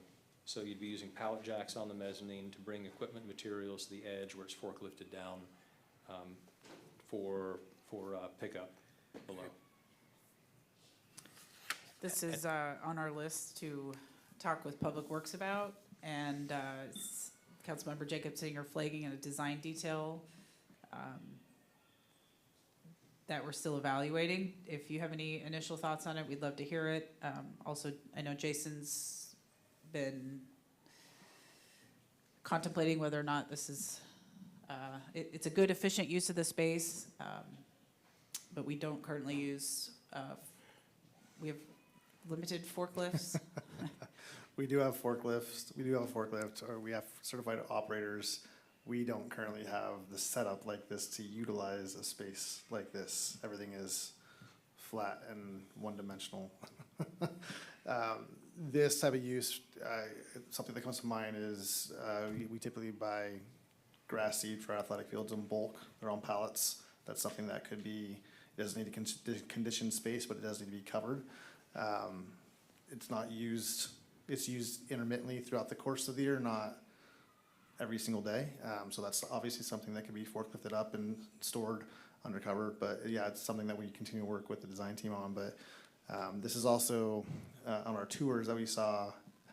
This was a functionality that we saw at the other shop, and the public works team that was there was like, oh, that would be highly useful for us as a potential good use of space. One of the, thinking back to the Kitsap County facility, it appeared that they would have, there would be truck access to the open side, or the garage door part of it, and then they'd use forklifts, or maybe those trucks would just back in there, delivery trucks. So my question is, do we want to have that capability in the mezzanine area to offload directly from a truck and not add another process to it? And I wouldn't, I'd have to see a cross-section to be able to kind of understand how that would work. So, anyway. Yeah, it's definitely a good point, something that we continue to work with the design team on, and work out the intricacies of it. Quick question, if I may. I mean, you said it's a stair access to the mezzanine. Is the option of an elevator being considered? Would that be useful? I mean, are there potentially people who have difficulty climbing stairs who would still qualify to do work in this area that you need to be accommodated? Yes, that's a, excuse me, that's a great question, and that actually points to some of the differences in what would be code required for the operations of the area and what might be provided to accommodate more people who might be hired to work in that area. So we'll make a note of that. Thank you. All right, keep going. So as a side-by-side comparison, and this is just to demonstrate the capacity for the conversations with staff, the existing Public Works facility rolls up to about 3,900 square feet worth of storage and shop areas with about 47,000 cubic feet of storage area. The proposed operations building has the capacity to include about 700 square feet worth of surface area and about 190,000 square feet worth of cubic storage area. So we'll be visiting with the staff to identify, where we draw that line and how much is needed and projected into the future. The total workshop areas, likewise, the existing Public Works facility has about 1,500 square feet. The proposed facility contains about 2,000 square feet, and we'll be working with staff to identify the delineation of those areas specifically. Now, as we talk about the storage in these buildings, it's worth a conversation about storage systems, because that actually makes all the difference in what you can store and how much you can store. Now, there are a really wide range of storage systems and technologies in the marketplace. And I wanted to start with a nod to some of the automated warehouse storage and picking systems, ranging from the 3D automated pallet shuffle systems that kind of move things in 3 dimensions as orders are placed, to emerging technologies for autonomous mobile robots that are used in select warehouse facilities around the country. But I wanted to note that most of these are used in very large facilities and facility use cases where you're really talking about point of delivery services, and the movement of pallets and vehicles are very precisely timed and numbered. And this presents a very different use case to the one that we've talked with staff about, and their use of daily operations to grab materials, equipment, and tools. Please. So in real-world terms, are you talking Amazon versus Public Works? Correct. Okay, Amazon versus Public Works, yeah. Dumb it down. Okay. Yeah. That could be the next tour. So for Public Works operations, the systems really focus on 3 kind of key use case criteria. And one of those are the kind of partial access, right? When you need to get access to part of a pallet box or bin. And in this case, staff regularly need to access small quantities of materials, equipment, or tools from the pallets, boxes, or bins in which they're stored. The next is simultaneous access by numerous team members. You regularly have a use case, and Jason, I'll speak for some of this, correct me if I misstep, where project teams who are heading out to work may divide the tasks of gathering materials, equipment, tools in the morning in order to do that in as little time as possible and as efficiently as possible, to load vehicles and prepare for their work. And that workflow requires simultaneous access to numerous aisles by numerous team members. And then there could be unscheduled access throughout the day. And so though most teams collect materials, equipment, tools in the morning, it's not uncommon to need to return throughout the day.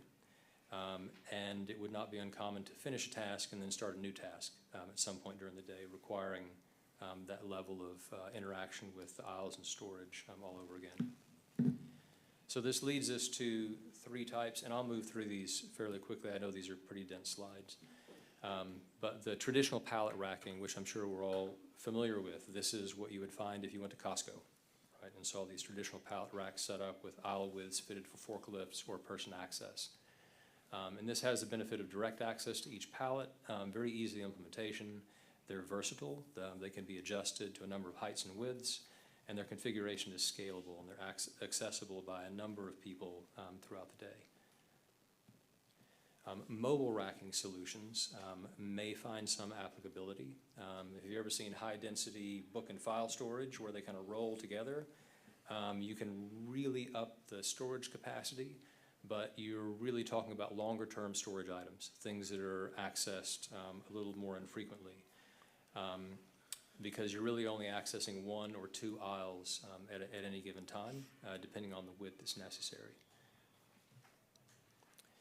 And then the last system is cantilever racking, and this is where we have, in this case in the diagram, you can see a single pole, or in the case maybe a retaining wall or the wall of a building, off of which you are cantilevering arms to hold materials, pallets, plywood, lumber, pipes, telephone poles. This has the capacity to carry a wide variety of long and heavy loads. It provides direct access, excellent visibility, and optimizes spaces that might not otherwise be used for storage. So as we look at the distribution of these proposed systems on the site, we see some of these taking place in the operations building with pallet racking, potential use for mobile racking, and cantilever racking. And then on the lower yard west, cantilever racking taking advantage of some of the higher retaining walls in the site to let them do double duty. Aaron, if I could just ask a question about the different storage systems. Councilmember Jacobson and I were talking about this the other day, trying to understand how we should think about this from if there's a cost efficiency. You know, if we have more storage space, sometimes more storage space tends to get filled with more stuff. But then is there efficiencies of cost if we're able to buy more in bulk? Is that something we should be factoring in, or is that not a meaningful savings? I'm trying to think of, like, when we think of more of the value engineering conversation, is there an opportunity to save some money on ordering if we can store more of it, or is that not a meaningful or marginal cost? No, you're spot on. That's exactly what we're thinking. So just to summarize a sort of example, or provide a real life example for you in terms of how a crew would operate. So think of a water main break.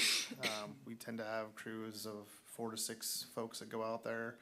They problem solve, they address the issue, they come back to the shop. One individual is going to get traffic signage, one's going to get, a band repair, one's going to get the necessary tools, someone's getting the truck, right? So we divide and conquer at the same time. But say they get out there and they have to do a full pipe replacement, a segment pipe, right? The ideal situation is they go to that rack, they've got an 8 or 10-inch section of pipe right there available to them. They don't have to unload everything out in front of it. It's right there, efficient, it's organized. They load in the truck. While they're doing that, everybody else is getting their materials, and they're back out on the job site getting the repair done in a timely and efficient manner. Being able to store materials that way, organized, buying in bulk, there's definitely cost efficiencies there. There's efficiencies in how we operate, how we respond to the community, to respond to the needs, the emergent needs that happen day to day, and the work that we do. So absolutely, like, as I'm looking through the photos that the team took earlier this year of our existing shop, like, there's a huge opportunity here to really improve our organization that also allows us to buy in bulk, like you're referencing. Traffic signs are another one, 4x4 posts, buy in bulk, cost savings. But you have to have a space to store them and access them. So they go hand in hand, and this facility absolutely provides that opportunity for us. Jason, can you talk about the other aspect of this, where we've had a warehouse that we've been buying in bulk, things that maybe we don't need to hold? I mean, there's a cost to holding inventory, and I know you're looking at the other direction of evaluating what we're actually storing and pre-purchasing and what we don't need to do that. Yeah, so a great example I'll use is one of the spaces that's currently used for staff. Used to be the old sign shop. So years ago, the Public Works Department used to fabricate all of our street signs in-house, and actually one of the locations that the Parks Maintenance team is housed in now. We farm that work out to the county or other vendors to help with that. So traffic signs tend to change. The MUTCD changes over time.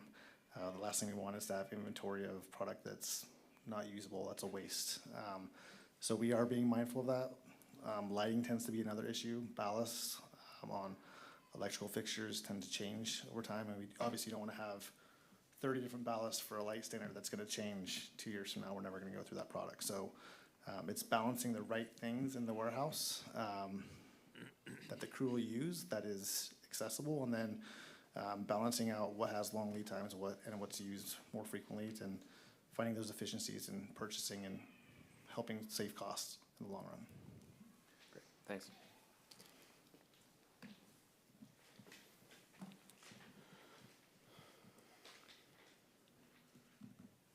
So as we look, as we zoom in a bit and look in the operations building, just to highlight the areas where various storage systems could take place. Throughout the warehouse, we have the opportunity for traditional pallet racks of various sizes. There may be a portion of the warehouse that might be suitable for mobile pallet racks. We've indicated that in the southern portion of the warehouse, and we'll talk with staff about that applicability. On the interior wall of the warehouse is an optimal place for cantilever storage racks, and we've indicated those occupying those otherwise blank walls inside the building. As we step out to the lower yard west, this map highlights the location of the retaining wall on the southern side of the lower yard. This retaining wall and its length contributes an additional roughly 18,000 cubic feet of storage capacity for a lot of those long, linear, and bulky items. Just trying to make good use of that, again, that otherwise blank wall.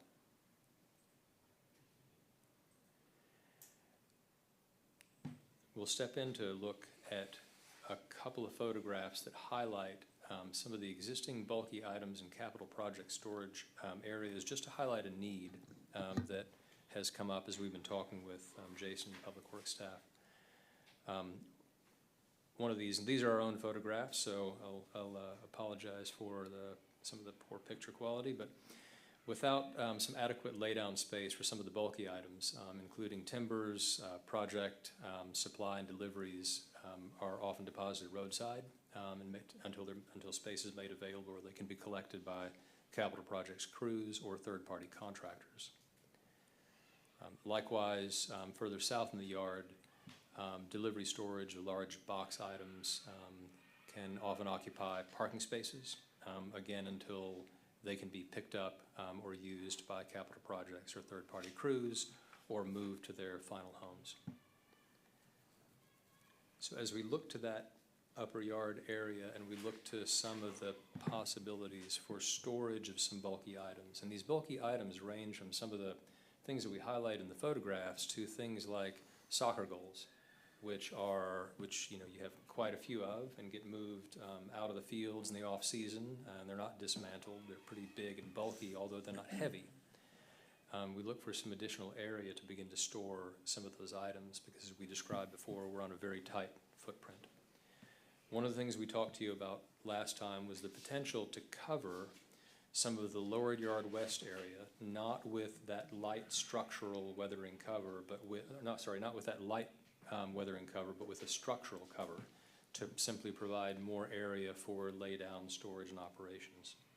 And there are two versions of this that we've been studying. The first is a wholesale expansion of that upper yard area over the lower yard below. So this is essentially like making a parking deck on top of the lower yard.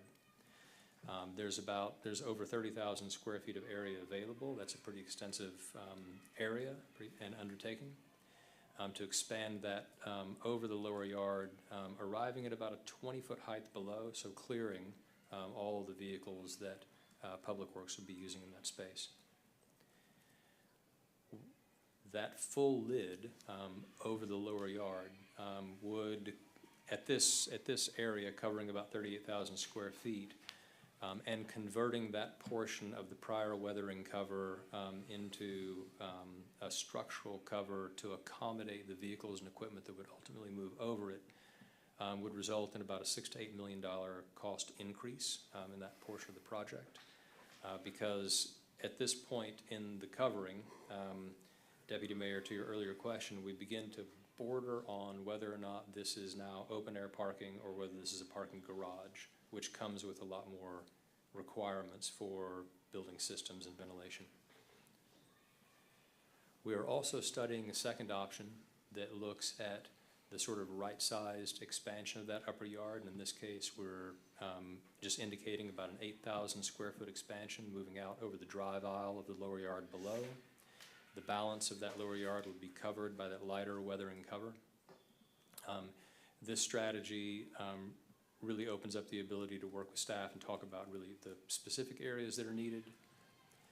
And as we look at that total area on the site, that 8,000 square feet, moving out that much keeps us out of the realm of being considered a parking garage. So that conversion cost is a little lower in the range of 1 to 2 million, an increase as we convert some of the portions of that weathering cover to a structural lid. I have a Pause question. there. Councilman Andrew. Thanks. If you do the partial or the full lid, does that lid then ever have the potential to be a floor for a structure above it? Yes, so that lid would be designed in either case as a floor, essentially, that would carry all the equipment and vehicles needed. And I think that with the proper detailing, it could be designed to accommodate a floor or covering above that, yes. Okay. Thanks.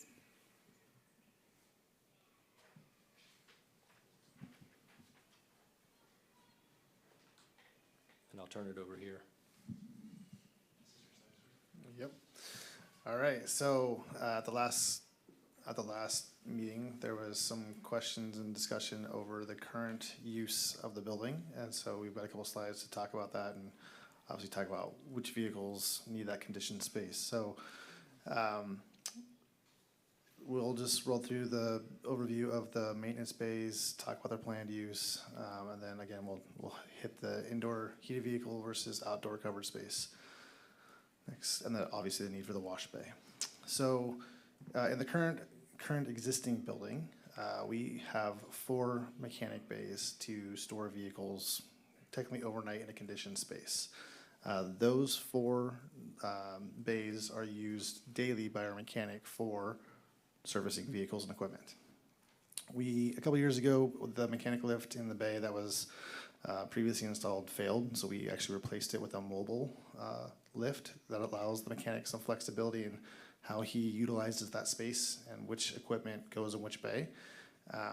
However, as you start to compound the issue with storing vehicles in the overnight, it can be pretty congested and problematic, being difficult to shift throughout the day. Next slide. So just a reminder, Public Works, we're a 24/7 operation. As much as I hate to say it, we often get called after hours, on weekends, at all hours of the day for various needs around the community. This becomes even more important during the winter months when we have freezing temperatures, as we do have some specific vehicles that they store basically water or fluids in them that need to be protected from freezing overnight so they can remain operational. These vehicles are essential to those 24/7 hour responses, and they include the street sweeper, our hydro excavator, a Vactor, and a liquid de-icer. Just for reference, there's a picture of a hydro excavator or Vactor truck there. They're one of the same.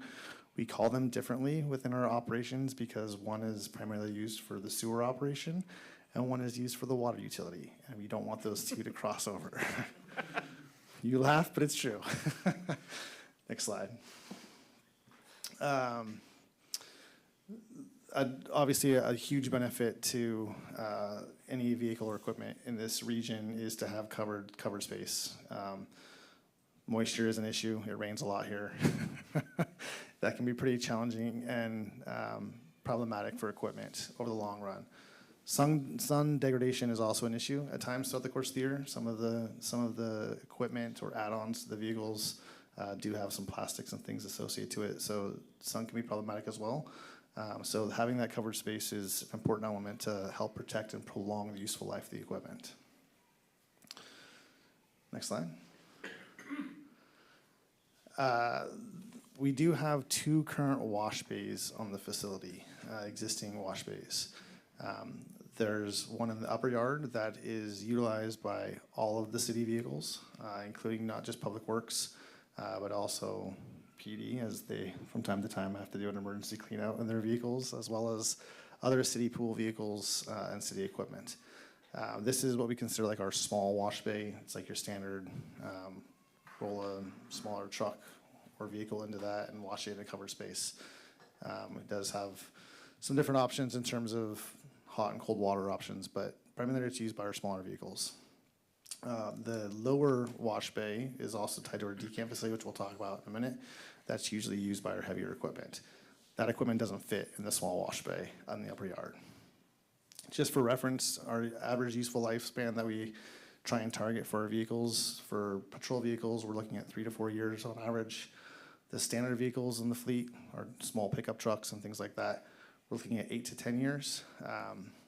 And then our heavier specialized equipment, like your hydro excavators, vacuum trucks, street sweepers, loaders, backhoes, some of the parks equipment in particular, that's on a 10 to 15 year life cycle. Again, we look at that life cycle every 2 years as part of the budget cycle, budget process, and update it accordingly, but those are usually the rule of thumb in terms of our expected useful life for vehicles and equipment. Next slide. So as I mentioned earlier, the small wash bay is used primarily by those smaller vehicles.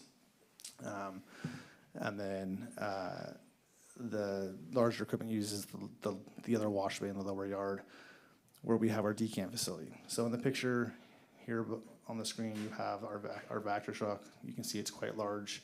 This is one of the 4 pieces of equipment that need that conditioned space, primarily in the winter month. These vehicles do have some crossover. I will say the hydro excavator used for the water utility is set aside for the water utility. However, the Vector truck for the sewer side does cross over and is used in our stormwater system from time to time.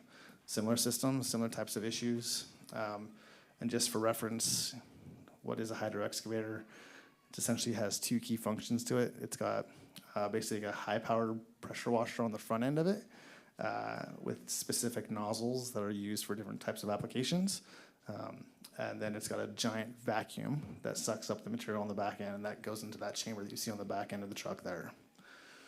Once we are out in the field and using that work, the materials that are collected have to be split out and disposed of correctly. So go next slide, Robbie. And that's where our decant facility comes into play. A decant facility is literally where it's designed to separate the liquids from the solids. The liquids enter the sewage system that move off to the King County treatment system. The solids, which Aaron showed earlier, are staged, they're covered, they dry out, then they're tested and disposed of properly. We need that decant facility to allow the particles to separate between liquid and solids. So our primary uses for the decant facility include our street sweeper, our hydro excavator and Vector truck, as well as a lot of our seasonal equipment, mowers and things like that. Predominantly used by our large and heavy equipment. And I believe this is back to Aaron. Thank you. So we'll leave storage and vehicle and equipment capacities and talk about some officing capacities within fleet capacities within the PSM building. So in this section, we'll cover officing capacities for the Public Works, IT, and GIS, MIPD officing capacities, as well as MIPD fleet storage and capacity. The first slide is just a refresher on the basic organization of the public safety and maintenance building. With public access to services coming from the north side of the building, MIPD is organized on the first floor of the building on the west side, with EOC on the east side, and the public lobby and customer service in between those two. The shared spaces among the entire building are on the second floor, as are the officing for Public Works, IT, and GIS staff, along with shared programs. Next slide. So the current Public Works, IT, GIS, and Customer Service and Emergency Operations Center staffing is indicated on this chart. And we've broken down that staffing from the staffing matrix by the type of workspace that was indicated needed for each one of these, for several positions. And this ranges from offices to workstations, and in some cases for Public Works to flex desks that might accommodate the seasonal workforce or just check-in stations. We'll walk through each one of those groups, starting with the customer service counter and emergency operations center. There are 6 workstations provided for the customer service counter, 4 at the counter and 2 behind the counter that back up and support the counter. There's one office for the EOC administrator and then 3 volunteer workstations in the EOC area. As we step upstairs to look at the Public Works staff, we'll first touch on individual offices, and this program diagram indicates the position of individual offices on the second floor. There are 8 individual offices located down the middle of the corridor. These offices are glazed on the end so that they can take advantage of natural light filtering in through the open office areas on either side. Now, when we start talking about open area workstations for the majority of the staff operating this area, one of the things to keep in mind is that sort of open plan configurations really depend entirely upon the furniture systems that are selected in order to describe and govern their capacities. In this diagram, you can see that the workstations are organized around a popular L-shaped configuration. These are roughly 7 feet by 7 feet. And this accounts for about 46 workstations and 12 flexible desks. Also on this floor, located on the western side, are 8 IT desks with the capacity for 8 IT desks. And these are of a different configuration to allow the work that they're undertaking, not only with software, but with the hardware that they're working on and reconfiguring. And then 3 GIS desk stations on the lower left and the west. So before we move off this slide, Council, I just need to note and put an asterisk on all these slides. This is very preliminary. Our consultants have taken our head count and applied it to this design. One of the things that, and I can't remember who asked the question in the Q&A matrix, what this depicts is theoretically a workstation or a touchdown area for every employee in maintenance, including those that are in the field every day. This is something that we need to sit down and talk about. Is this the best use of the space? Is this what our employees need? And if not, how might we approach it differently? But if we were to provide everyone a touchdown space, if you will, this is about what it would look like. So this is one of the things we'll be talking about with the Public Works team and Public Works leadership and a design team, and coming back with something that is likely going to look different in future iterations. And I will put the same asterisk on the police layout. We have yet to meet with the whole police department, and that is coming as well. Thank you. And so this organization just illustrates one capacity test for officing in an open plan configuration. The second test would be to look at another popular configuration, which are single row workstations. This is a more compact organization, but a longer work surface. But we can see a real uptick in the number of stations, moving from 10 to 15 in the same amount of area, moving from 16 to 24 in the same amount of area. Again, maintaining just the same 8 IT and 3 GIS desks at the western side of the building.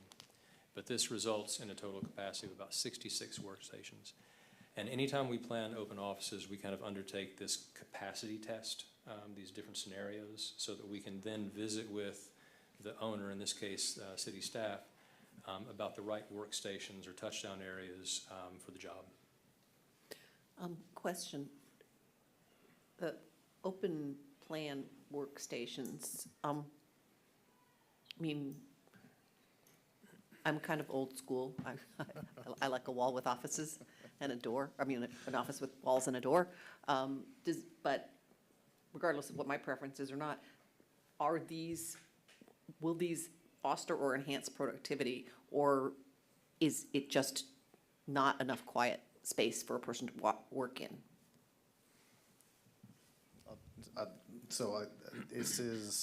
This would be a really good use of space for the crew. So typical crew day, they come in the morning, they have a team meeting, right? And there was a couple pictures earlier where you saw some big screens on the wall. That's usually where like our water system has our SCADA system up.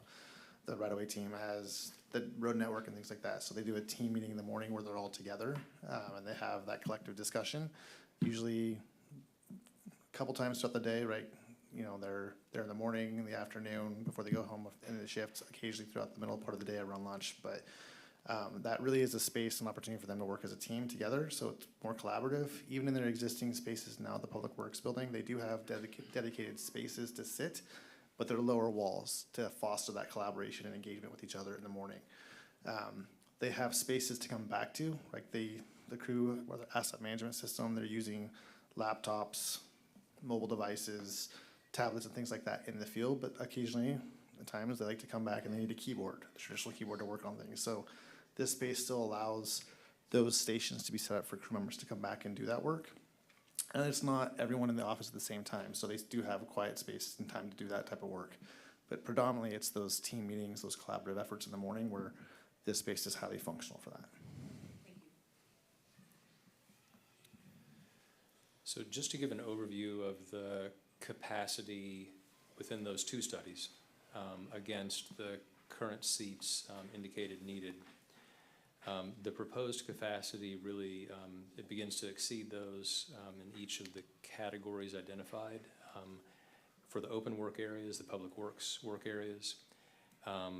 For customer service, IT and GIS and EOC, we are really talking about some more traditional workstations and traditional offices, and so we've held those counts to mirror both the staff that is currently, or the folks currently on staff with an increase for some that are projected, projected in the case of IT and GIS.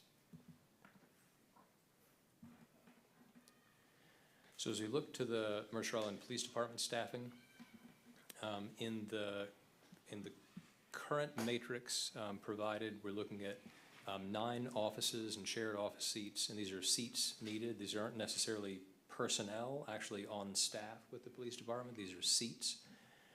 So 4 detectives, office area seats, 4 workstations, and 5 shift-based workstations that would accommodate a total of 20 staff. And this is an assumption on our part, assuming a maximum of 5 staff per shift with 4 shift squads.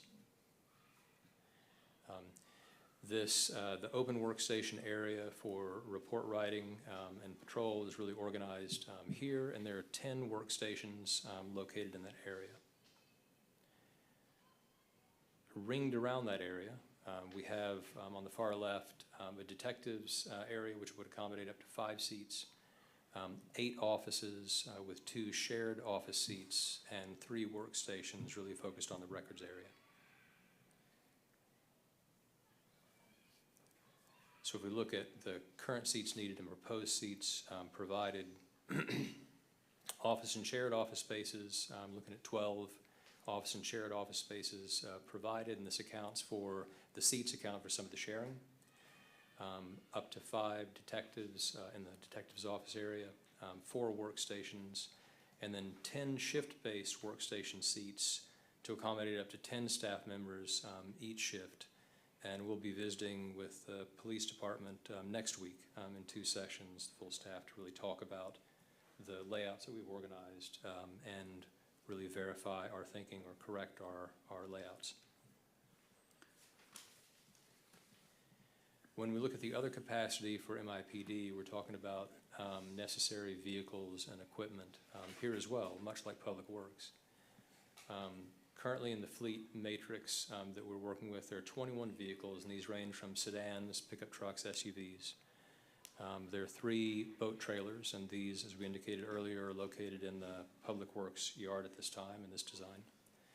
And then there are 2 cargo trailers. In the site plan just south of the PSM building, we've located 23 spaces on the north side of the parking lot against the building. These are all 10-foot by 20-foot spaces.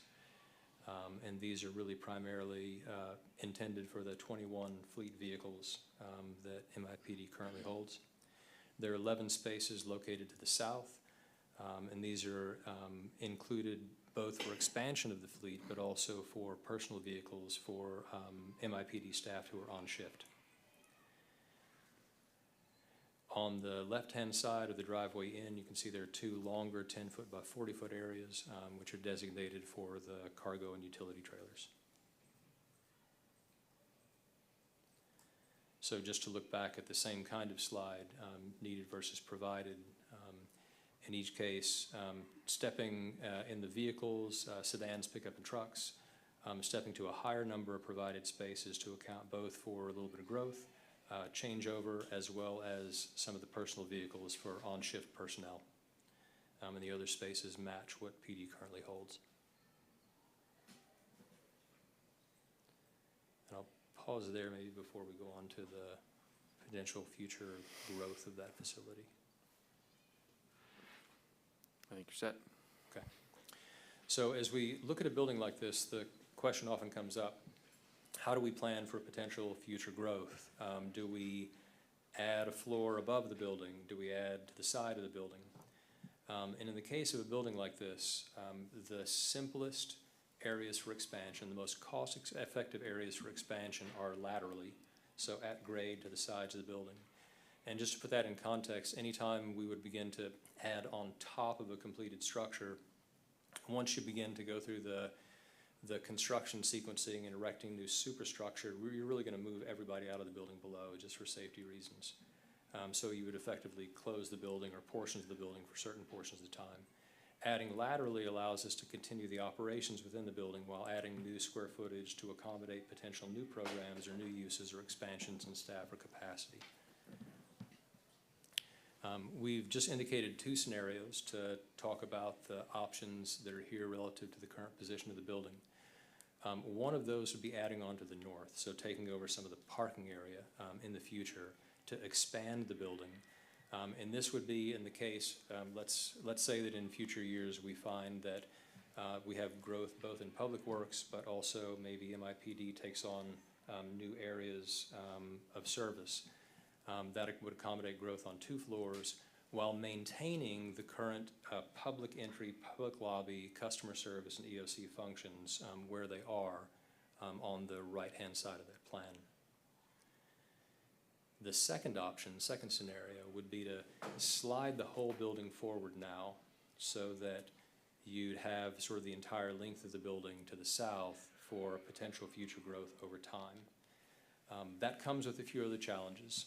It would mean that a lot of the mechanical spaces which are organized along that south now become embedded in the building, requiring different ventilation strategies.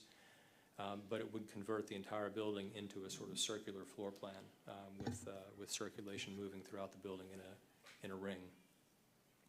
It would require sort of potential larger overhead cover in the first phase to accommodate at least all or part of that expanded parking area to the south, awaiting a future expansion. But both of these options would provide areas for change and growth over time should the need arise, or to extend the useful life of the building. Councilmember Reynolds, you have a question? Yeah, and I apologize if this has been covered before, but these scenarios that involve covering more of the parking lot, where are we going to park once that happens? Or does that suggest we're over-parked to begin with? A good question. In scenario number 2, if you slide the building forward, unlike what this plan shows, you would likely develop only the parking that you need. Once you built out that area, the area in the blue to the southern portion, you would develop a parking lot to the south of that. So sorry if I confused the issue. So in the other design, where you're adding space to the front on the north side that is currently parking space, what happens there? You'd be expanding the parking to the north in this case. So there'd be more room kind of off-screen that doesn't show where the parking could expand to the north? That is correct. Yeah, Okay, now I understand. yeah. Thank you. Keep in mind on this property, you have, gosh, off the top of my head, a couple acres up front. Correct. Proposed to be undeveloped and held in reserve. And, you know, council, we're showing you these, these scenarios because the question came up at the last meeting. And, you know, we're sitting here in 2025, and we may not, we really can't fully anticipate the needs of the city 20, 30 years from now. So what would that future council and administration do? So these are a couple of options.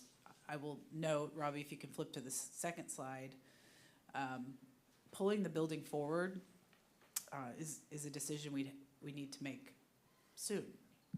It informs the whole design, which is why we brought it, you know, to this meeting for your feedback. Another question that was raised is, you know, why not just build the shell space now? It's you know, it's cheaper to overbuild now, and a future council will thank us. I'm hesitant to even go there. I've worked in facilities where shell space was constructed, and it never quite exactly met what the need was. So I would advise caution there. The other thing is, you just saw a slide with like the Public Works second floor laid out, very high intensity of use. We need to go look at that. I think there may be some reserve capacity on that second floor because we haven't, you know, fully worked out the seating arrangements and the design. So these are very early discussions, but we wanted to get your feedback and thoughts and reaction. So the question is, for scenario one, we wouldn't need to do anything different, right? That's right. Councilmember Weicker. I will just start this discussion by saying I'm not interested in those other two expansion options. We leave plenty of dirt in front for future councils to develop whatever they might need down the road. So carry on with the original plan and disregard this. So that would be to maintain scenario one. I'm with Councilmember Weicker on this. I don't know if other folks have thoughts. No, I think, knowing as little as I know about construction, it still seems like scenario one is where we should probably land. It's just too much magic 8 ball. Yep. Yeah. Councilmember Jacobson. It seemed to me if you take option 2, or alternative 2, whatever it's called, and you push the entire structure forward at this point, that would not presumably involve any additional construction cost. But it would give, in all likelihood, the growth of the need is going to be either in public works or police down the line. And you'd have that, in essence, some reserve space to be able to do that to the south of the building that you've moved north a little bit. And I don't know if you have to, but you also have the room, you don't have to redo the parking, you don't have to redo the circulation part of it in option 2. And I'm not sure I want to, you know, put on, let's build a bigger facility, bullet on my back, as we go to the public on this, but I think that makes more sense to me, both short-term and long-term costs and flexibility.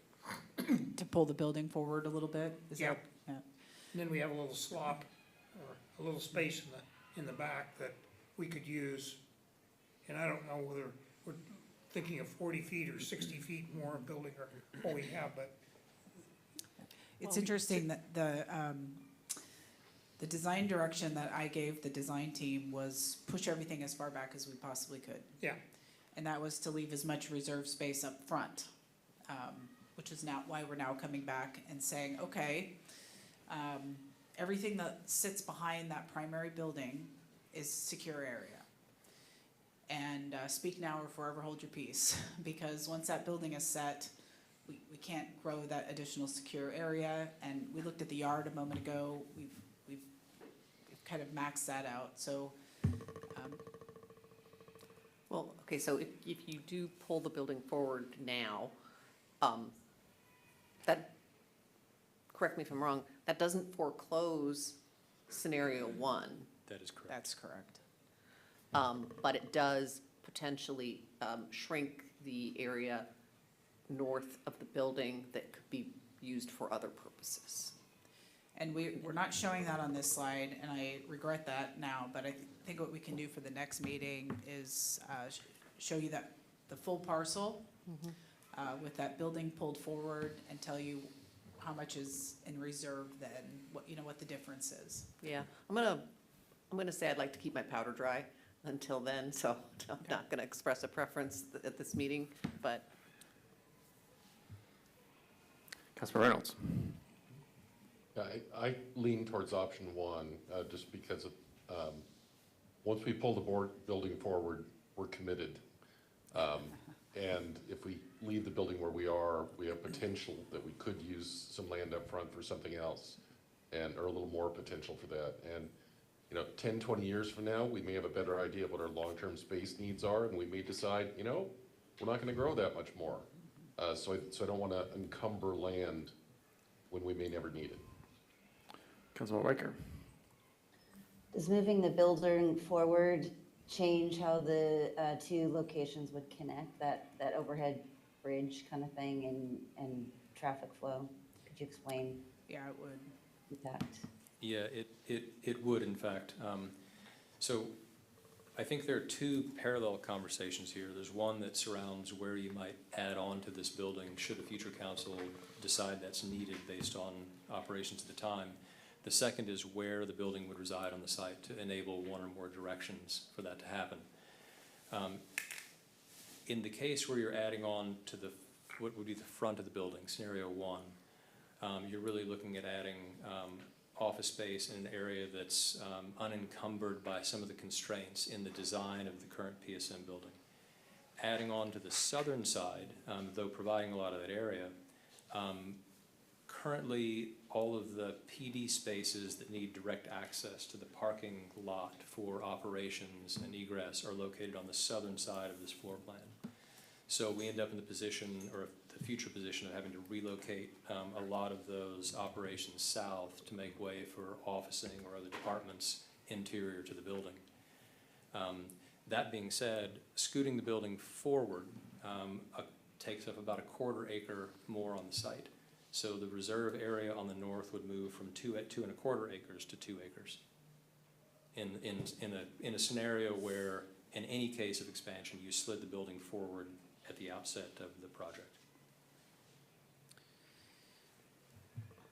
We're probably not in a position to make a decision on this tonight. If you have any additional feedback or questions, we'd love to hear it. What I can commit to, hopefully by the March meeting, is maybe a quick pro-con analysis and more information on how the design is impacted by moving that building forward, so we have more information to make that decision. You mean April? This is March. April, sorry. I think I've done that twice now. Sorry about that. I wasn't going to April correct meeting. you at the... Yeah, no, thank you. I'm still in February. Councilor Weinberg. Yeah, I was wondering, City Manager Bond, if you could elaborate for us on the shell space expansion that you said has been tried before, and what the outcome was in that particular project that you're remembering. Sure. When I worked for the city of Sammamish, they built a new city hall, and the second floor included an extensive shell space. The way we built out City Hall, the department that outgrew their space was the police department. And as we're talking about the police department, remember, this is a secure area. Right. You have to be background checked and have the right clearances to access. And we just couldn't easily expand to the second floor, so I'm not sure the shell space was in the right location. If we're gonna build shell space, we need to put it in an area that would make sense, I think particularly for the police department to be able to grow. That's gonna be the trickier growth scenario to handle because of the security issues. And so what you're calling a shell space would be a space that is not heated and is not finished office space, but that is a space that at least has a structure there, so that if it's needed in the future, it could be expanded into at less cost. Yeah, I think the other problem with Sammamish City Hall is the shell space was on the second floor, and just access became cumbersome. Ultimately, the city leased that space to the King County Sheriff's Office, and it was not used for city purposes. We're headed to a meeting with the police department staff, and they are really eager to share their feedback with us. I'm sure much of what you've seen in the layout is gonna move around. But that's one of the things I wanna talk with them about is, if we have population growth, if we have, we add a specialty team at some point, and it doesn't mean next year, but 20, 30 years from now, have we built in enough flexibility to accommodate that team? And if not, how do we get that flexibility? And I want to say too, the answer isn't always more space, right? The answer is taking another look at the design and figuring out how we would achieve that. But as soon as the police department needs to grow, if they have to go to the second floor, we're going to have some challenges in the future. So those are some of the things I'm wrestling with. This is very expensive construction. Understood. So I guess a general question then, is the concept of creating shell space, I presume you're SHELLs, like it's a shell that doesn't have anything in it. I presume that having that is more expensive than just not having it at all and just building exactly what we need for the near term. So the only reason to create shell space would be for the intent of having the ability to grow into it at a lower cost at some point in the future, right? I think the theory is it's cheaper to build now than it will be in the future. Okay. But I think Councilmember Anderl's comment a moment ago about the magic 8-ball is we also don't know how we're going to grow. Right. And it's not always staff, right? It's changing technology needs. The police departments of today are accommodating all sorts of technology that we didn't have even 10 years ago, and the same with Public Works. So I still go back to, I think we need to push hard on flexible design and thinking about how we would move things around if we needed to versus just overbuilding. That's not always the most successful approach, plus it's very costly. Okay, thank you. Councilman Weicker. So in that regard, Jesse, would it be helpful to take that option that pushes that shell space and take it off the table? What I would recommend doing is I'd like to come back and at the next meeting in April, not March, in April, and look at where the building is sited, moving it north or moving it south, and really analyze the pros and cons and talk about the future flexibility that we may need. The scenarios we presented a moment ago, that wasn't intended to be shell space we would build now. That was intended to show you what a future council might be able to do if they needed to add on to the building. I'm not actually proposing we build reserve spaces at this time. Fantastic, thank you. Councilman Jacobson. Well, I commend the approaching this flexibly and trying to decide, or deciding how we can best serve our current needs. A couple of things to bear in mind are, number one, our city limits are not going to increase, barring, I don't think we're going to annex, any place else. Secondly, our population is going to grow very much. And I know that there are those who say, oh, all this affordable housing, but we have grown very, very little. And the real estate, we're running out of real estate on Mercer how to do this. So those would be two factors that would drive a need in my mind to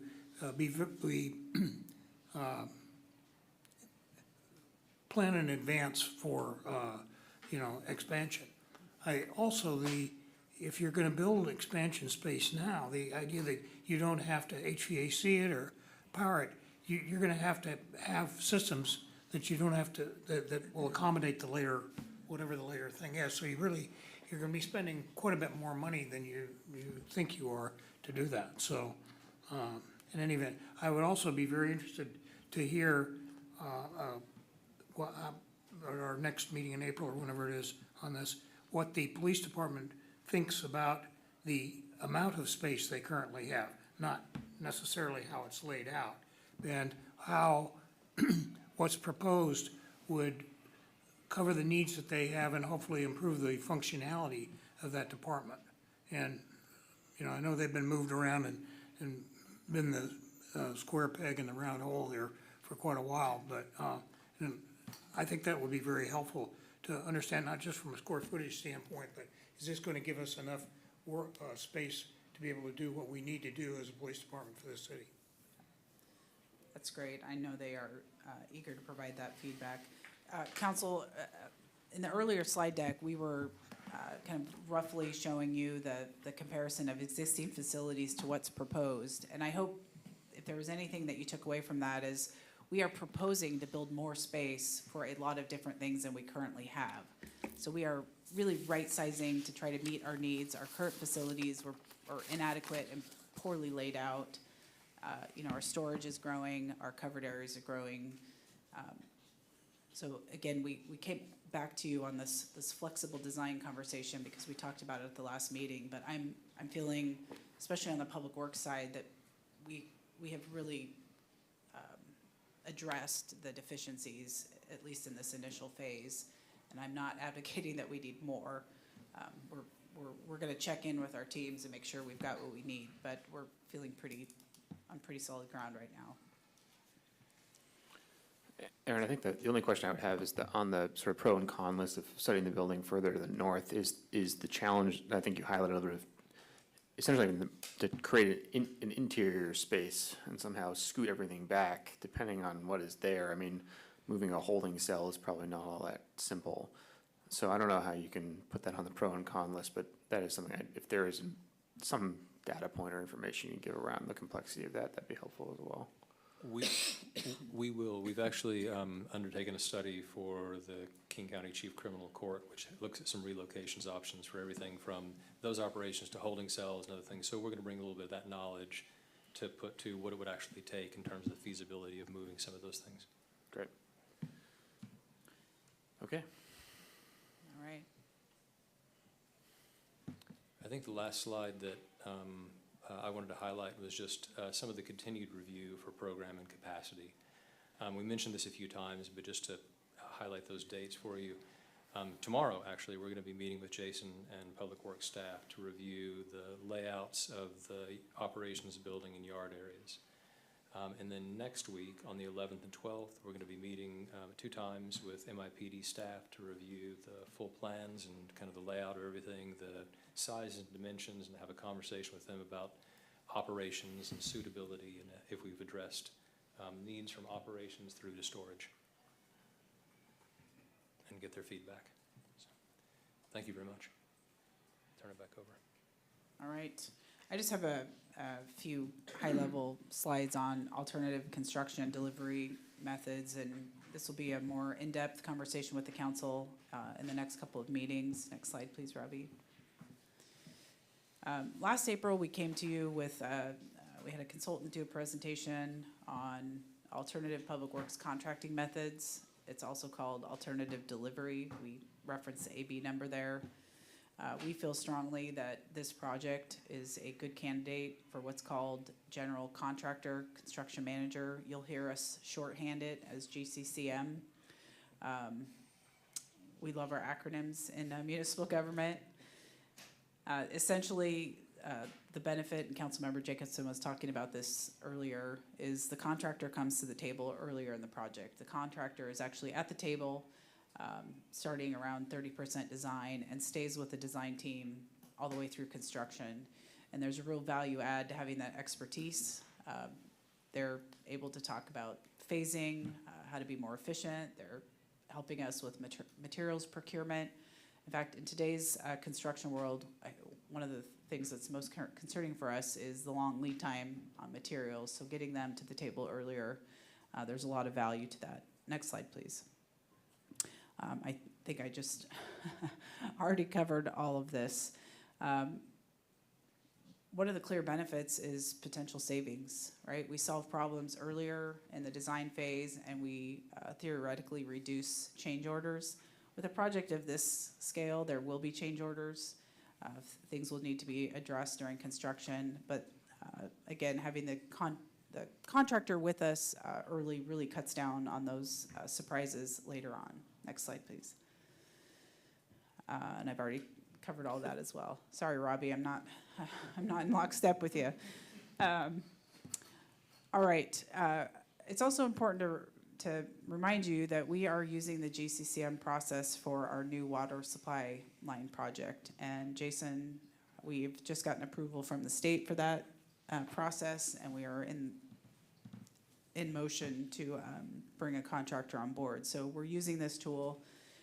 We have a consultant supporting us that has expertise in the GCCM procurement method. Next slide, please. The timing of this conversation, I'll be coming to you, it'll likely be in the May or June meeting to ask for your confirmation to pursue this alternative contracting method. What this means is about the time that you're making a decision to place this project on the ballot, we are going to the state to get permission to use this alternative method. We do have to go to the state for permission. We'll walk you through at that time kind of what you can anticipate, the timeline of GCCM, and we will also show you what a traditional design bid build, that's where we don't bring the contractor on, we fully design it, and we go to bid at the end. But we are fully anticipating that we will pursue GCCM for this project, so I just wanted to answer that question now. This wasn't the meeting to dive into those details, but you all will be asked to make that decision at a future meeting, and again, it's all going to be tied together with approving the schematic design and setting us on a path to the ballot. We will have an outside consultant supporting us on this. They're not here tonight, but we will be bringing them to you as well in that May or June timeframe. Councilor Jacobson. Well, first of all, I apologize if the question I asked about GCCM implied that the city staff wasn't fully able to do that. My concern is that if we don't do GCCM, we're going to overload the city staff. And I'm looking at the two people that it's going to primarily overload now, Jason and you, Jesse. And you're going to be involved in this to a considerable degree, whether we do GCCM or we ask God to just create a building. And so I'm all for this. And I think we can, from my mind, we can accelerate the decision whether to go in that direction or not, because the sooner that we get that decision made, the sooner we can go to the state. And while we don't have our ducks in a perfect row, i.e. a pocket full of money and council authorization to do GCCM, I think that the sooner we get a contractor on board, the better things are going to go for us in terms of building this building. And I think it also says to the residents of Mercer Island, we're dead serious about this. And I know some of the contractors who will bid on this, and the people that are going to bid on it to be the GCCM have done this kind of stuff and are good contractors. And they're not as good as my company, but we're not going to bid on it. So anyway, but the sooner we make that decision, the better as far as I'm concerned. Sure. I spoke to Deputy Mayor Rosenbaum this afternoon, and he asked me to bring back a workflow of kind of high-level sequencing of decision-making. I'm going to put that in your packet April, since I finally figured out what month it is, and we'll talk through that. And then Councilmember Jacobson, I think one of the major decision points here is an early entry into GCCM is going to require some additional resources. So we need to talk about what that looks like and how we might fund that project. So it's another policy decision for the council. I believe, Robbie, that was the rest. That was the end of our slide deck. Thank you for a really lengthy meeting. We are anticipating an equally dense follow-up in April. And in the meantime, council, please reach out to me if you have anything you'd like to discuss or any questions. Great. This is exciting. I had a chance to tour the police department on Friday and talk with some of the folks there. That is a new space, but certainly not an ideal space. And obviously, I would say to the rest of the council, if you haven't been to the Public Works building recently, that's worth a tour to just sort of see what the conditions are in there. And it's exciting to see these drawings of what that conceptually looks like down the road. Just for the record, it was kind of terrible when I was elected in 2019. It's gotten so much better. There's a lot more water. We'll now move to other business, the planning schedule. Turn to Jesse Bond. Yes, the planning schedule is sitting at my desk behind me, so I don't believe I have any updates to highlight. Okay. Any upcoming council member absences to report? Nope. Okay. Move on to reports. I will go first. I had a chance to visit the seniors fair over the weekend. That was great. I know the team put a lot of work into that, but it was also great to see there were so many different city departments that were either represented or clearly had participated in the planning and the execution of that. So that was really exciting to see. It was also great to see so many folks at the YFS breakfast, which was actually only a couple weeks ago. It feels like a lot longer, but it's always an inspiring event to not only see the community come together, but to really see the work that YFS does, put together in some great storytelling and nice reminder of the work that department does. Okay, Mayor Neese is not here. Councilmember Weicker. I'll just say that City Action Days for AWC a couple weeks ago, or was it last week, was really fantastic, and encourage all of us to get engaged with AWC. Great. Councilmember Weinberg. And so on February 7th, the King County Cities Climate Coalition, or K4C, met, and we had some discussion about support for HB 1543, increasing compliance pathways for clean buildings performance standard. We also learned that the Climate Commitment Act is marching forward with the projects it already has planned. And while the most recent carbon credit auction did not raise as much money as was expected, what money it does raise will still be dedicated to in-state climate action projects. And also the City of Bellevue announced that they are intending to acquire their first EV fire truck. And then at the 12th of February, we had the YFS Foundation breakfast. I hosted a table, and we had over 500 people at the event, and we're on track, I think, to raise $450,000 from that. The East Side Transportation Partnership met on February 14th. It's my first time attending the meeting of the new, Mayor Neese and I swapped assignments on that. And the meeting consisted mostly of a line-by-line walkthrough of its and ratification of its operating procedures. That was exciting. The Redmond stations of the two-line are going to be opening on May 10th, and we're all invited to celebrate. And speaking of gatherings and celebrations, March 16th, Sunday is my next open lunch. It will be at noon at Vivian's Bistro. All are welcome, as always. It's open agenda, news, sports, weather, humor, even questions about city business. I ask is that everyone please show their respects to the chef by ordering some food and beverage, or beverage. And let me know if you're coming, so I can make sure to reserve a large enough table. Weinberg out. All right, Councilman Reynolds. A couple of things. First, I just want to note that Parks Commission is doing great work. They've been working through the Park Zone, working through issues like signs, kiosks, wireless communication facilities, et cetera.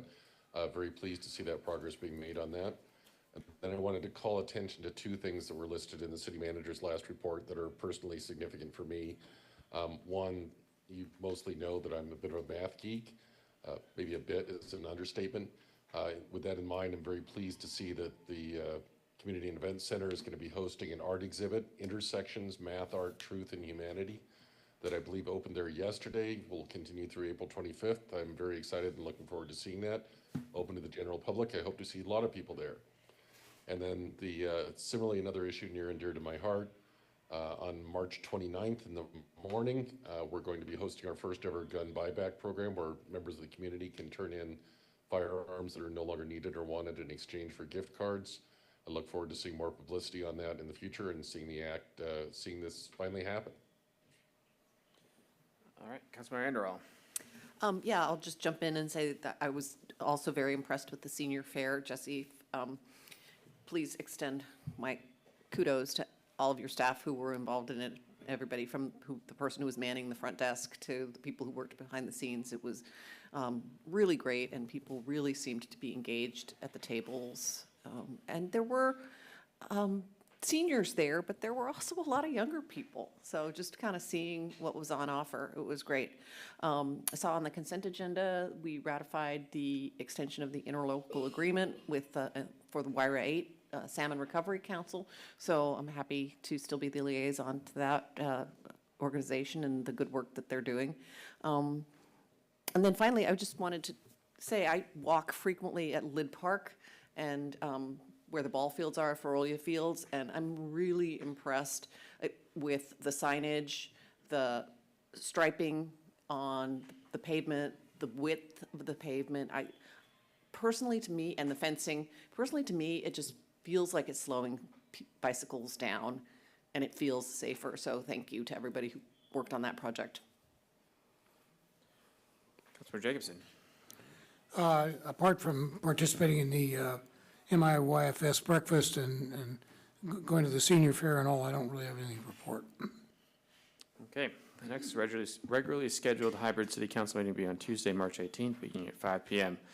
The time is now 7:50 p.m. The city council will now go into executive session for approximately 1 hour to discuss with legal counsel pending or potential litigation pursuant to RCW 42.v0.110, parenthesis 1, close parenthesis, open parenthesis, I, close parenthesis, and to consider the selection of a site, the acquisition of real estate by lease or purchase when public knowledge regarding such consideration would cause a likelihood of increased price pursuant to RCW 42.30.11.10.1b. As a reminder to the city council, please stay seated until the city staff has terminated the broadcast. Good evening, and thank you for joining us.